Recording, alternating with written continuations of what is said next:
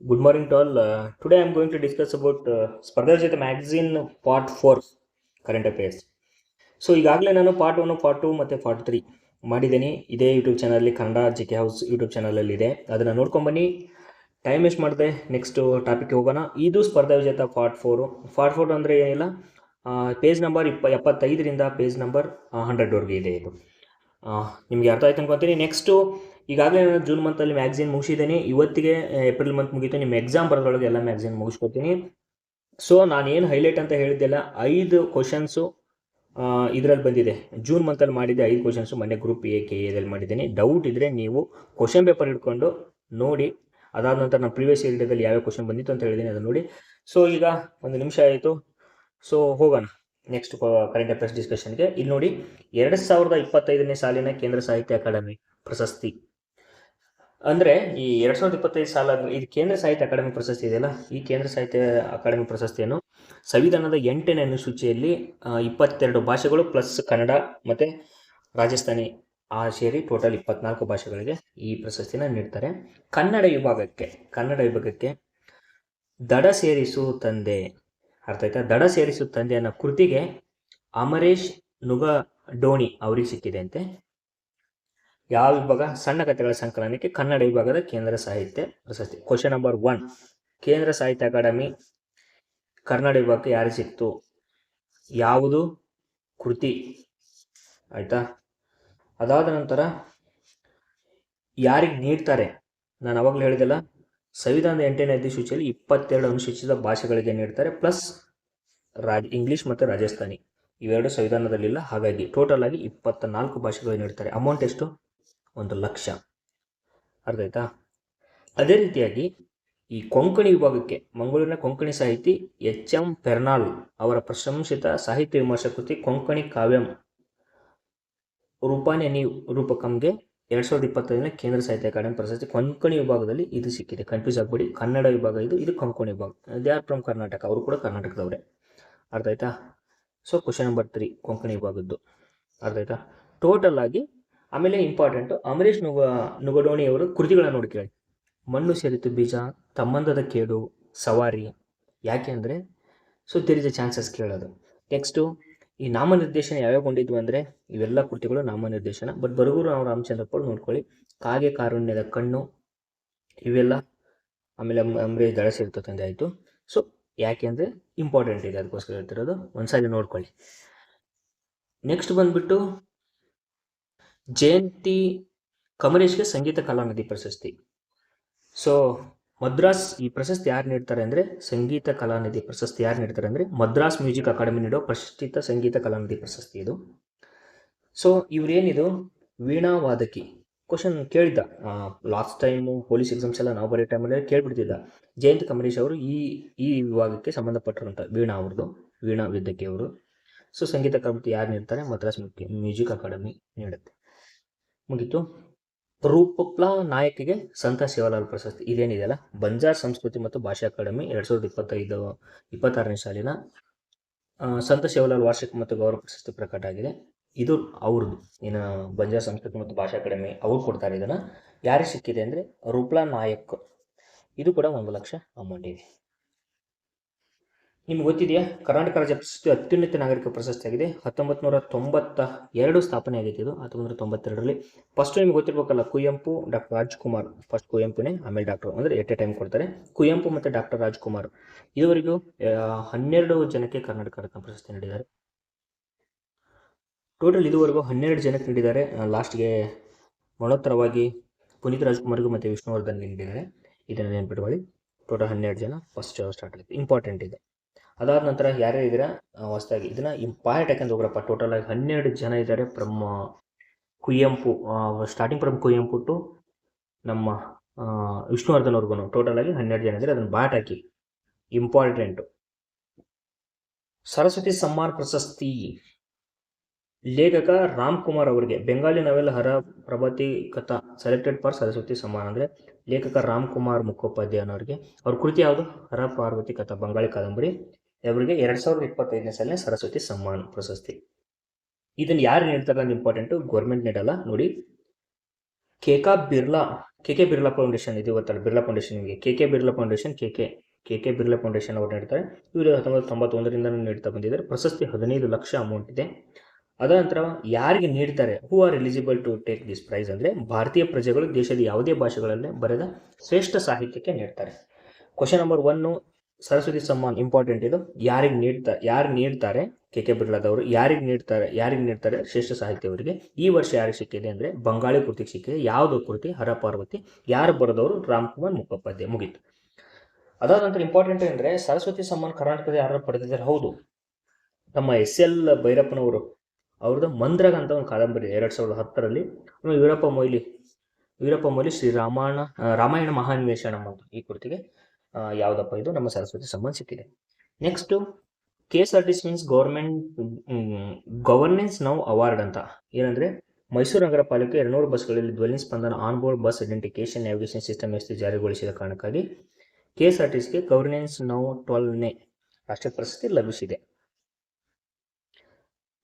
ಇವು ಒಂದೇನು KSRTCಯಲ್ಲಿ ಏನು ಮಾಡಿದ್ದಾರೆ ಅಂದರೆ ಧ್ವನಿ ಸ್ಪಂದನ ಅಂತ ಆನ್ಬೋರ್ಡ್ ಬಸ್ ಐಡೆಂಟಿಫಿಕೇಶನ್ ಅದು ಎಲ್ಲಿ ಹೋಗುತ್ತೆ, ಅದಾದ ನಂತರ ಹೇಳ್ತಿರೋದಲ್ಲ ನಿಮಗೆ ನೆಕ್ಸ್ಟ್ ಸ್ಟಾಪ್ ಎಲ್ಲಿ ಹೋಗುತ್ತೆ, ಅದನ್ನು ಧ್ವನಿ ಸ್ಪಂದನ ಅದಕ್ಕೋಸ್ಕರ ಇವರು ಜರ್ಮನಿ ಜೊತೆಗೆ ಗಿಜ್ ಸಂಸ್ಥೆ ಜೊತೆಗೆ ಸೇರಿಕೊಂಡು ಇದನ್ನು ಮಾಡಿದ್ದಾರೆ ಅಂತ 200 ಬಸ್ಗಳಲ್ಲಿ. ಅದಕ್ಕೆ ಅವರಿಗೆ ಈ ಪ್ರಶಸ್ತಿನ ಕೊಟ್ಟಿದ್ದಾರೆ. So next one BMTC. ಯಾವಾಗಲೂ ನಮ್ಮ BMTC ಪ್ರಶಸ್ತಿ ಪಡಿತಾನೆ ಇರುತ್ತೆ. ಸೊ BMTCಗೆ 3 ರಾಷ್ಟ್ರೀಯ ಪ್ರಶಸ್ತಿಗಳು ಎಲ್ಲಿ ಕೊಟ್ಟರು ಅಂದರೆ ಹೈದರಾಬಾದ್ನಲ್ಲಿ ನ್ಯಾಷನಲ್ ಮೊಬಿಲಿಟಿ ಸಮಿತಿ ಅಂತ ಒಂದು ಅಲ್ಲಿ ಒಂದು ಆಯೋಜನೆ ಮಾಡಿದ್ರು, ಮೊಬಿಲಿಟಿ ಸಮಿತಿ ಅಂತ. ಅದರಲ್ಲಿ BMTCಗೆ 3 ಪ್ರಶಸ್ತಿಗಳನ್ನು ಕೊಡ್ತಾರೆ. ಯಾಕಂದರೆ ಯಾವ್ಯಾವ 3 ಉಪಕ್ರಮ? ಅತ್ಯುತ್ತಮ ಸಾರ್ವಜನಿಕ ಡಿಜಿಟಲ್ ಉಪಕ್ರಮ, ಇದು ಒಳ್ಳೆ ತಂತ್ರಜ್ಞಾನ ಬಳಕೆ ಮೂಲಕ. ಈಗ ನಿಮಗೆ ಗೊತ್ತಾ BMTC ಬಸ್ಸಲ್ಲಿ ಎಲ್ಲ ಡ್ಯಾಶ್ ಕ್ಯಾಮ್ರಾಸ್ ಇದೆ. ಅದಾದ ನಂತರ ನೆಕ್ಸ್ಟ್ ಯಾವ ಸ್ಟೆಪ್ಪಲ್ಲಿ ಇಳ್ಕೋಬೇಕಂತ ಹೇಳುತ್ತೆ, ಫೋನ್ಪೇ ಎಲ್ಲ ಇರುತ್ತೆ. ಇವೆಲ್ಲ ಡಿಜಿಟಲ್ ಉಪಕ್ರಮಗಳು.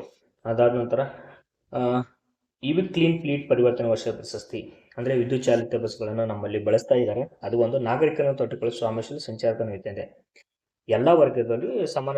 ಈಗ ನಮ್ಮದು ಶಕ್ತಿ ಯೋಜನೆ ಇದೆಯಲ್ಲ, ಎಲ್ಲರಿಗೂ ಬಸ್ ಫ್ರೀ ಇದೆಯಲ್ಲ. ಸೊ ಇವೆಲ್ಲ 3 ಉಪಕ್ರಮಗಳು, ಈ 3 ಇಂಪಾರ್ಟೆಂಟ್. ಯಾರು ESI ಎಕ್ಸಾಮ್ಸ್ಗೆ ಯಾರು ನೆಕ್ಸ್ಟ್ ಪ್ರಿಪೇರ್ ಆಗ್ತಿದ್ದೀರಾ, KS ಇದು ಇಂಪಾರ್ಟೆಂಟ್ ಇದೆ, ನೋಡ್ಕೊಳ್ಳಿ. ಮತ್ತು ನಮ್ಮ ಪೊಲೀಸ್ ಎಕ್ಸಾಮ್ಸು, VA ಎಕ್ಸಾಮ್ಸ್ಗೆ ನೀವೇನು ಇಂಪಾರ್ಟೆಂಟ್ ಅಂದರೆ ಯಾರಿಗೆ 3 ರಾಷ್ಟ್ರೀಯ ಪ್ರಶಸ್ತಿಗಳು ಯಾವ್ಯಾವ ಸಿಕ್ಕು ಅನ್ನೋದು ಒಂದು ಸ್ವಲ್ಪ ನೋಡ್ಕೊಳ್ಳಿ. ನೆಕ್ಸ್ಟು ನೀತಾ ಅಂಬಾನಿಗೆ ಕಳಿಂಗ ಹ್ಯುಮಿನಿಟೇರಿಯನ್ ಪ್ರಶಸ್ತಿ. Nita Ambani was honoured with the prestigious KISS humanitarian award. So ಇದರಲ್ಲಿ ಇದು ನೀತಾ ಅಂಬಾನಿ ಕೊಟ್ಟಿದ್ದಾರಂತೆ. ಇದು ಕಿಸ್ ಅಂದರೆ ಏನಿಲ್ಲ, Kalinga institute of social science and Bhubaneswar, Odisha. Kalinga institute of social sciences Bhubaneswar ಅದರದ್ದು. ಸೊ ಬೇರೆ ಅರ್ಥ ಮಾಡ್ಕೊಂಡು ಹೋಗ್ಬಿಡಿ. ನೆಕ್ಸ್ಟ್ ಹೋಗೋಣ.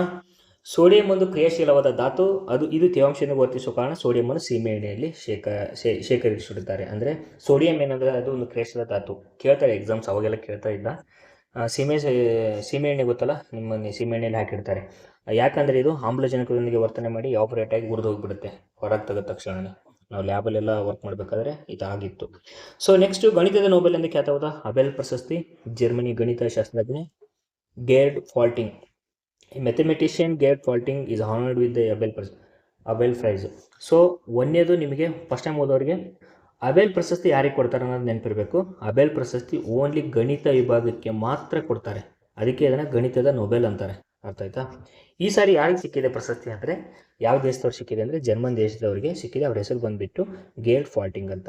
ಇನ್ನೊಂದು ಇಂಪಾರ್ಟೆಂಟ್ ಏನಂದರೆ ಈ ಪ್ರಶಸ್ತಿ ಪಡೆದ ಜರ್ಮನ್ ಗಣಿತಶಾಸ್ತ್ರಜ್ಞ ಮೊದಲು ಇವರು. ಜರ್ಮನ್ ಗಣಿತಶಾಸ್ತ್ರಜ್ಞರಲ್ಲಿ ಇವರು ಮೊದಲು. ಅರ್ಥ ಆಯ್ತಾ? ABC ಕೊಡ್ಬೋದು. ಯಾಕೆ ಅಂದರೆ ಸಂಖ್ಯಾ ಸಿದ್ಧಾಂತ, ಬೀಜಗಣಿತ, ರೇಖಾಗಣಿತದ ಭಾಗಗಳನ್ನು ಮರುರೂಪಿಸಿದ ಅಂಕಗಣಿತದ ಜ್ಯಾಮಿತಿಯಲ್ಲಿ ಪ್ರಬಲ ಸಾಧನಗಳನ್ನು ಪರಿಚಯ ಮಾಡಿದ್ದಾರಂತೆ ಇವರು. ಅದಾದ ನಂತರ ಅವರ ದೀರ್ಘಕಾಲೀನ ದಯ ಪ್ಯಾಂಟಿನ್ ಊಹೆಗಳನ್ನು ಪರಿಚಯಿಸಿದ್ದಕ್ಕಾಗಿ ಈ ಪ್ರಶಸ್ತಿನ ಇವರಿಗೆ ನೀಡ್ತಾರಂತೆ. ಇದು ಇಂಪಾರ್ಟೆಂಟು. ಯಾವ ದೇಶ ಯಾರಿಗೆ ನೀಡಿದ್ದಾರೆ ಅಬೆಲ್ ಪ್ರಶಸ್ತಿ, ಇದು ಯಾಕೆ, ಆಯಿತಾ? ಆಮೇಲೆ ಯಾರು ನೀಡ್ತಾರೆ ಅಬೆಲ್ ಪ್ರಶಸ್ತಿಯನ್ನು? ನಾರ್ವೇಜಿಯನ್ ಸರ್ಕಾರ ನೀಡುತ್ತೆ. Norwegian academy of science and letters ಮೂಲಕ ವಾರ್ಷಿಕವಾಗಿ ನಾರ್ವೇಜಿಯನ್ ಸರ್ಕಾರ ಇದನ್ನು ನೀಡ್ತದೆ. ಪ್ರತಿ ವರ್ಷ ನೀಡ್ತಾರೆ, ವರ್ಷ. ಯಾವ ಸ್ಥಾಪನೆ ಮಾಡಿದ್ದಾರೆ ಅಂದರೆ 2002ರಲ್ಲಿ. ಎಲ್ಲಿ ಇದನ್ನು ಮಾಡ್ತಾರೆ ಅಂದರೆ ಕೊಡ್ತಾರೆ ಅಂದರೆ ಓಸ್ಲೋದಲ್ಲಿ his royal highness crown prince Haakon ರವರು ಪ್ರದಾನ ಮಾಡುವರು. ಇದನ್ನು ಮುಗಿತಾ? ನೆಕ್ಸ್ಟ್ ಇಂಪಾರ್ಟೆಂಟ್ ಅಂದರೆ ಎಷ್ಟು ಇದು 75 ಮಿಲಿಯನ್ ನಾರ್ವೇಜಿಯನ್ ಕ್ರೌನರ್ ಅನ್ನೋದು ಅದು ಒಂದು ದೇಶದ ಕರೆನ್ಸಿ. ಸೊ $175 ಮಿಲಿಯನ್ ಪ್ರಶಸ್ತಿ ಮೊತ್ತ ಇದೆ. ಇಷ್ಟು ಅಮೆರಿಕನ್ ಡಾಲರ್ಗೆ ಸಮ ಅಂತ ನೋಡಿ, ಒಳ್ಳೆ ಪ್ರಶಸ್ತಿ ಇದೆ ಮೊತ್ತ. ಇದು ಮುಗೀತು. ನೆಕ್ಸ್ಟ್ ವಿಶ್ವ ಆಹಾರ ಪ್ರಶಸ್ತಿ 2025ಕ್ಕೆ ಆಯ್ಕೆಯಾದ ನೆದರ್ಲ್ಯಾಂಡ್ನ ಆಹಾರ ತಜ್ಞೆ ಹುಬ್ ಲೇಲಿ ವೆಲ್ಡ್. 2026ನೇ ಸಾಲಿಂದ ಇದು. ಅವ್ರಿಗೆ ವಿಶ್ವ ಆಹಾರ ಸಂಸ್ಥೆ ವರ್ಲ್ಡ್ ಫುಡ್ ಪ್ರೈಸ್ ಅಂತ ನೆನಪಿದೆ. 2020 ಅಕ್ಟೋಬರ್ 16 ವಿಶ್ವ ಆಹಾರ ದಿನದಂದು ಇದನ್ನ ನಿಮಗೆ ಕ್ವಶನ್ ನಂಬರ್ 1, ವಿಶ್ವ ಆಹಾರ ದಿನ ಯಾವಾಗಿದೆ? ಅಕ್ಟೋಬರ್ 16ರಲ್ಲಿದೆ. ಯಾರಿಗೆ ಪ್ರಶಸ್ತಿ ನೀಡ್ತಾರೆ? ಹುಬ್ ಲೇಲಿ ಅಂತ. ಯಾವ ದೇಶದವರು? ನೆದರ್ಲ್ಯಾಂಡ್ ಅಷ್ಟೇ. ಏನಂದ್ರೆ ಆಹಾರ ಸಂಸ್ಕರಣೆ ಅದೇನೋ ಸುರಕ್ಷತಾ ನಿಯಮಗಳನ್ನು ಅವ್ರು ಹೇಳ್ತಾರಂತೆ. ವ್ಯಾಪಾರನ ಸುಗಮಗೊಳಿಸೋದು, ಅಡೆತಡೆಗಳನ್ನು ಕಡಿಮೆ ಮಾಡಲು, ವಿಶೇಷ ದುರ್ಬಲ ಜನಸಂಖ್ಯೆಗೆ ಸಹಾಯಕವಾಗಲು ಒಂದು ಇನ್ಸ್ಟಿಟ್ಯೂಟ್, ಗ್ಲೋಬಲ್ ಹಾರ್ಮೋನೈಸೇಷನ್ ಇನಿಷಿಯೇಟಿವ್ ಅಂತ ಸ್ಥಾಪನೆ ಮಾಡ್ತಾರಂತೆ ಜಗತ್ತಿನಾದ್ಯಂತ. ಅದಕ್ಕೋಸ್ಕರ ಇವರಿಗೆ ಪ್ರಶಸ್ತಿನ ನೀಡ್ತಾರೆ. ಅದ್ರ ಮುಖಾಂತರ ಅವ್ರು ಏನು ಆಹಾರಕ್ಕೆ ಸಂಬಂಧಪಟ್ಟಂತೆ ಸುರಕ್ಷಿತ ಕ್ರಮಗಳನ್ನು ತಗೊಂತಾರೆ ಅದು. ನೆಕ್ಸ್ಟ್, ಈ ಪ್ರಶಸ್ತಿ 1980 ನೊಬೆಲ್ ಪ್ರಶಸ್ತಿ ವಿಜೇತ ನಾರ್ಮನ್ ಬೋರ್ಲಾಂಗ್. ಯಾರ ಪ್ರಶಸ್ತಿನ ಸ್ಥಾಪನೆ ಮಾಡ್ತಾರೆ ಅಂದ್ರೆ ನಾರ್ಮನ್ ಬೋರ್ಲಾಂಗ್. ನಮ್ಮಲ್ಲಿ ಹಸಿರು ಕ್ರಾಂತಿ ಇದರಿಂದ ನಾರ್ಮನ್ ಬೋರ್ಲಾಂಗ್ ಇಂದ ಇನ್ಸ್ಪಿರೇಷನ್ ಆಗಿ ಸ್ಟಾರ್ಟ್ ಆಗಿದ್ದು, ಅರ್ಥ ಆಯ್ತಾ? ಸೊ ಅವರು ಇದನ್ನ ಸ್ಟಾರ್ಟ್ ಮಾಡ್ತಾರೆ. ಯಾರು? ನಾರ್ಮನ್ ಬೋರ್ಲಾಂಗ್ ಅವರು. 1982 ಭಾರತೀಯ ಹಸಿರು ಕ್ರಾಂತಿ ಪಿತಾಮಹ MS ಸ್ವಾಮಿನಾಥನ್. 1982 ಹಸಿರು ಕ್ರಾಂತಿ ಪಿತಾಮಹ. ಈ ಗೋಧಿ ಭತ್ತ ಎಲ್ಲ ಪಂಜಾಬ್ ಅಲ್ಲೆಲ್ಲ ಬೆಳೀತಾರಲ್ಲ ಹಸಿರು ಕ್ರಾಂತಿ, ಅದ್ರ ನೆನಪಿರಲಿ ನಿಮಗೆ ಹಸಿರು ಕ್ರಾಂತಿ ಯಾಕೆ ಏನು ಅಂತ. ಅದೇ. ನೆಕ್ಸ್ಟ್ ಬಂದ್ಬಿಟ್ಟು ಛಾಯಾಚಿತ್ರ ಸ್ಪರ್ಧೆಯಲ್ಲಿ ಛಾಯಾಗ್ರಾಹಕ ಸುಧೀರ್ ಚಿತ್ರಕ್ಕೆ 1ನೇ ಸ್ಥಾನ. ಬೆಂಗಳೂರು ಫೋಟೋಗ್ರಫಿ ಕ್ಲಬ್ ಆಯೋಜಿಸಿದ ಕರ್ನಾಟಕ ಜಾತ್ರೆಗಳು ಮತ್ತು ಉತ್ಸವಗಳ ಪ್ರತಿ ಸ್ಪರ್ಧೆಯಲ್ಲಿ ಸುಧೀರ್ ಬಜನೆಹಟ್ಟಿ ಅವರು ಜಾತ್ರೆ ಚಿತ್ರ ಪ್ರಥಮ ಸ್ಥಾನ ಪಡೆದಿದೆ. ಅವರೇನೋ ಈ ಸುಧೀರ್ ಇವ್ರು ಯಾರು ಫೋಟೋಗ್ರಫಿ ಕ್ಲಬ್ ಅಂತ, ಬೆಂಗಳೂರು ಫೋಟೋಗ್ರಫಿ ಕ್ಲಬ್ ಅಂತ ಅವ್ರು ಆಯೋಜನೆ ಮಾಡ್ತಾರಂತೆ. ಎಕ್ಸಾಮ್ಸ್ಗೆ ಏನು ಇಂಪಾರ್ಟೆಂಟ್ ಅಲ್ಲ, ಅದಕ್ಕೆ ಇವರು ಸುಧೀರ್ ರೆಡ್ಡಿ ಅವರಿಗೆ ಪ್ರಶಸ್ತಿ ಸಿಕ್ಕಿದಂತೆ. ಎಕ್ಸಾಮ್ಗೆ ಏನು ಇಂಪಾರ್ಟೆಂಟ್ ಅಲ್ಲ. 2025 ಸಾಲಿನ ವಿಶ್ವ ಆಹಾರ ಪ್ರಶಸ್ತಿಯನ್ನು ಮರಿಯಂಗಲ್ ಹಂಗರಿ ಅವರಿಗೆ ನೀಡಲಾಯಿತು 2025ರಲ್ಲಿ. 1945 ಅಕ್ಟೋಬರ್ 16ರಂದು ಕೃಷಿ ಆಹಾರ ಮತ್ತು ಕೃಷಿ FAO ಇದು ಸ್ಟಾರ್ಟ್ ಆಗುತ್ತೆ. ಸೊ ನಿಮ್ಗೆ ಗೊತ್ತಿದೆ 1945 ಅಕ್ಟೋಬರ್ 16 ಸ್ಟಾರ್ಟ್ ಆಯಿತು. ಇದು ಕೇಂದ್ರ ಕಚೇರಿ ಬಂದ್ಬಿಟ್ಟು ಇಟಲಿಯ ರೋಮ್ ಅಂತ ನೆನ್ಪಿಟ್ಕೊಳ್ಳಿ. ಕೇಂದ್ರ ಕಚೇರಿ ಇಂಪಾರ್ಟೆಂಟು, ಯಾವ ಸ್ಥಾಪನೆ ಆಯಿತು ಅನ್ನೋದು ಇಂಪಾರ್ಟೆಂಟು. ನೆಕ್ಸ್ಟ್, ಬೂಕರ್ ಪ್ರಶಸ್ತಿ ರೇಸ್ನಲ್ಲಿ ಭಾರತದ ಮೂಲದ ಪದ್ಮ. ಬೇಡ ಬಿಡಪ್ಪ, ಯಾಕೆ ಇದನ್ನ ನೆನ್ಪಿಟ್ಕೊಳ್ಳಿ, ಬೇರೆ ಸಿಕ್ಕಿದೆ, ಅದನ್ನ ಜೂನ್ ಮ್ಯಾಗಝೀನಲ್ಲಿ ಮಾಡಿದ್ದೀನಿ. 2020ರಲ್ಲಿ ಕನ್ನಡದ ಲೇಖಕಿ ಭಾನು ಮುಷ್ಕಾತ್ ಅವರ ಸಣ್ಣ ಕಥೆಗಳ ಸಂಕಲನ ಎದೆ ಹಣತೆ. ಸೊ ನಮ್ಮ ಕರ್ನಾಟಕದವರು ಇವರು ಲೇಖಕಿ ಭಾನು ಮುಷ್ತಾಕ್. ಇವರು 2025ರಲ್ಲಿ ಮ್ಯಾನ್ ಬುಕರ್ ಪ್ರಶಸ್ತಿ. ಇನ್ನು ನೆನ್ಪಿಟ್ಕೊಳ್ಳಿ, ಈ ಬುಕರ್ ಪ್ರಶಸ್ತಿನ ಎದಕ್ಕೆ ಕೊಡ್ತಾರೆ ಅಂದರೆ, ಯಾವುದೇ ಒಂದು ಕೃತಿ ಅದನ್ನು ಇಂಗ್ಲೀಷ್ ಟ್ರಾನ್ಸ್ಲೇಟ್ ಮಾಡಿರಬೇಕು, ಅಂಥ ಕೃತಿಗೆ ಮಾತ್ರ ಕೊಡ್ತಾರೆ. ಇಬ್ಬರಿಗೆ ಅರ್ಧ ಪ್ರೈಸ್ ಕೊಡ್ತಾರೆ. ಸೊ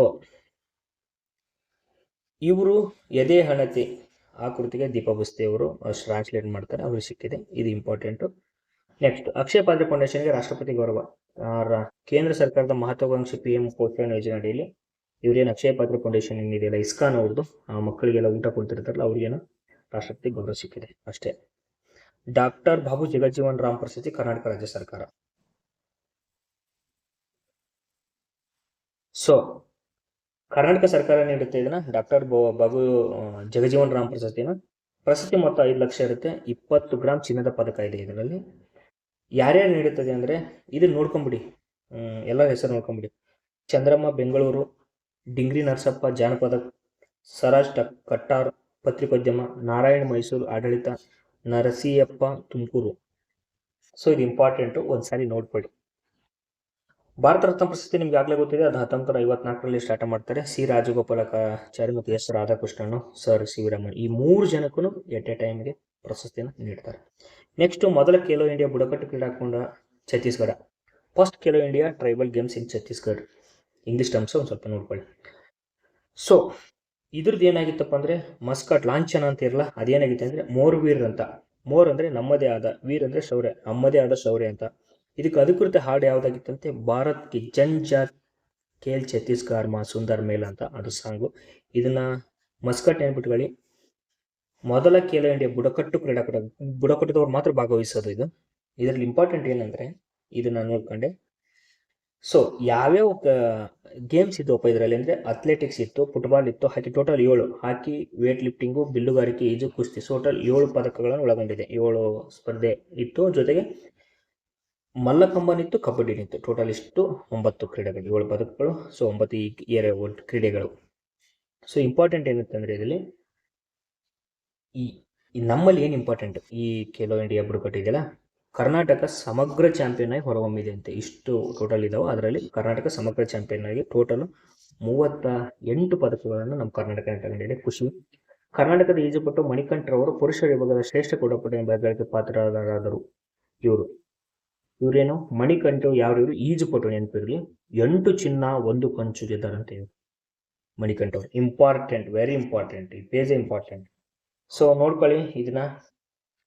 23-8-7-38. ಸೊ ಸರ್, ಇವರು ಜಾಸ್ತಿ ಪ್ರಶಸ್ತಿ ಪಡೆದಾರೆ, ಯಾಕೆ ಕರ್ನಾಟಕ ಫಸ್ಟ್ ಇದೆ? Good question. ಏನಂದ್ರೆ ಚಿನ್ನ ಯಾರು ಜಾಸ್ತಿ ತಗೊಂತಾರೆ, ಅದು whether it may be Olympics ಆಗಿರಲಿ, ಏಷ್ಯನ್ ಕ್ರೀಡೆ ಆಗಿರಲಿ, ಅದಾದ ನಂತರ ಇದು ಬುಡಕಟ್ಟದಾಗಿರಲಿ, ರಾಷ್ಟ್ರೀಯ ಗೇಮ್ ಆಗಿರಲಿ, ಚಿನ್ನ ಯಾರು ಜಾಸ್ತಿ ತಗೊಂತಾರೆ ಅದ್ರ ಮೇಲೆ ರ್ಯಾಂಕ್ ಡಿಸೈಡ್ ಆಗುತ್ತೆ, ನೆನಪಿರಿ. ಸೊ ಖೇಲೋ ಇಂಡಿಯಾದ ಉಪಕ್ರಮದ ರಾಷ್ಟ್ರೀಯ ಮಟ್ಟದ ಸ್ಪರ್ಧೆಗಳು, ಈ ಖೇಲೋ ಇಂಡಿಯಾ ಯಾಕೆ ಮಾಡ್ತಾರೆ ಅಂತ ಅಂದರೆ, ನಮ್ಮ ಬೇರೆ ಒಲಿಂಪಿಕ್ಸ್ಗೂ, ಏಷ್ಯನ್ ಗೇಮ್ಸ್ಗೂ, ಅದಕ್ಕೆ ಬೇರೆ ಕಾಂಟಿನೆಂಟಲ್ಲೆಲ್ಲ ಸ್ಪರ್ಧೆ ಮಾಡೋಕ್ಕೆ ನಮ್ಮವ್ರನ್ನ ಸಜ್ಜುಗೊಳಿಸೋಕ್ಕೋಸ್ಕರ ಇದೊಂದು ಕ್ರೀಡೆ. ಸೊ ಕೊನೇರು ಹಂಪು ನಿಮಗೆ ಗೊತ್ತಿದೆ.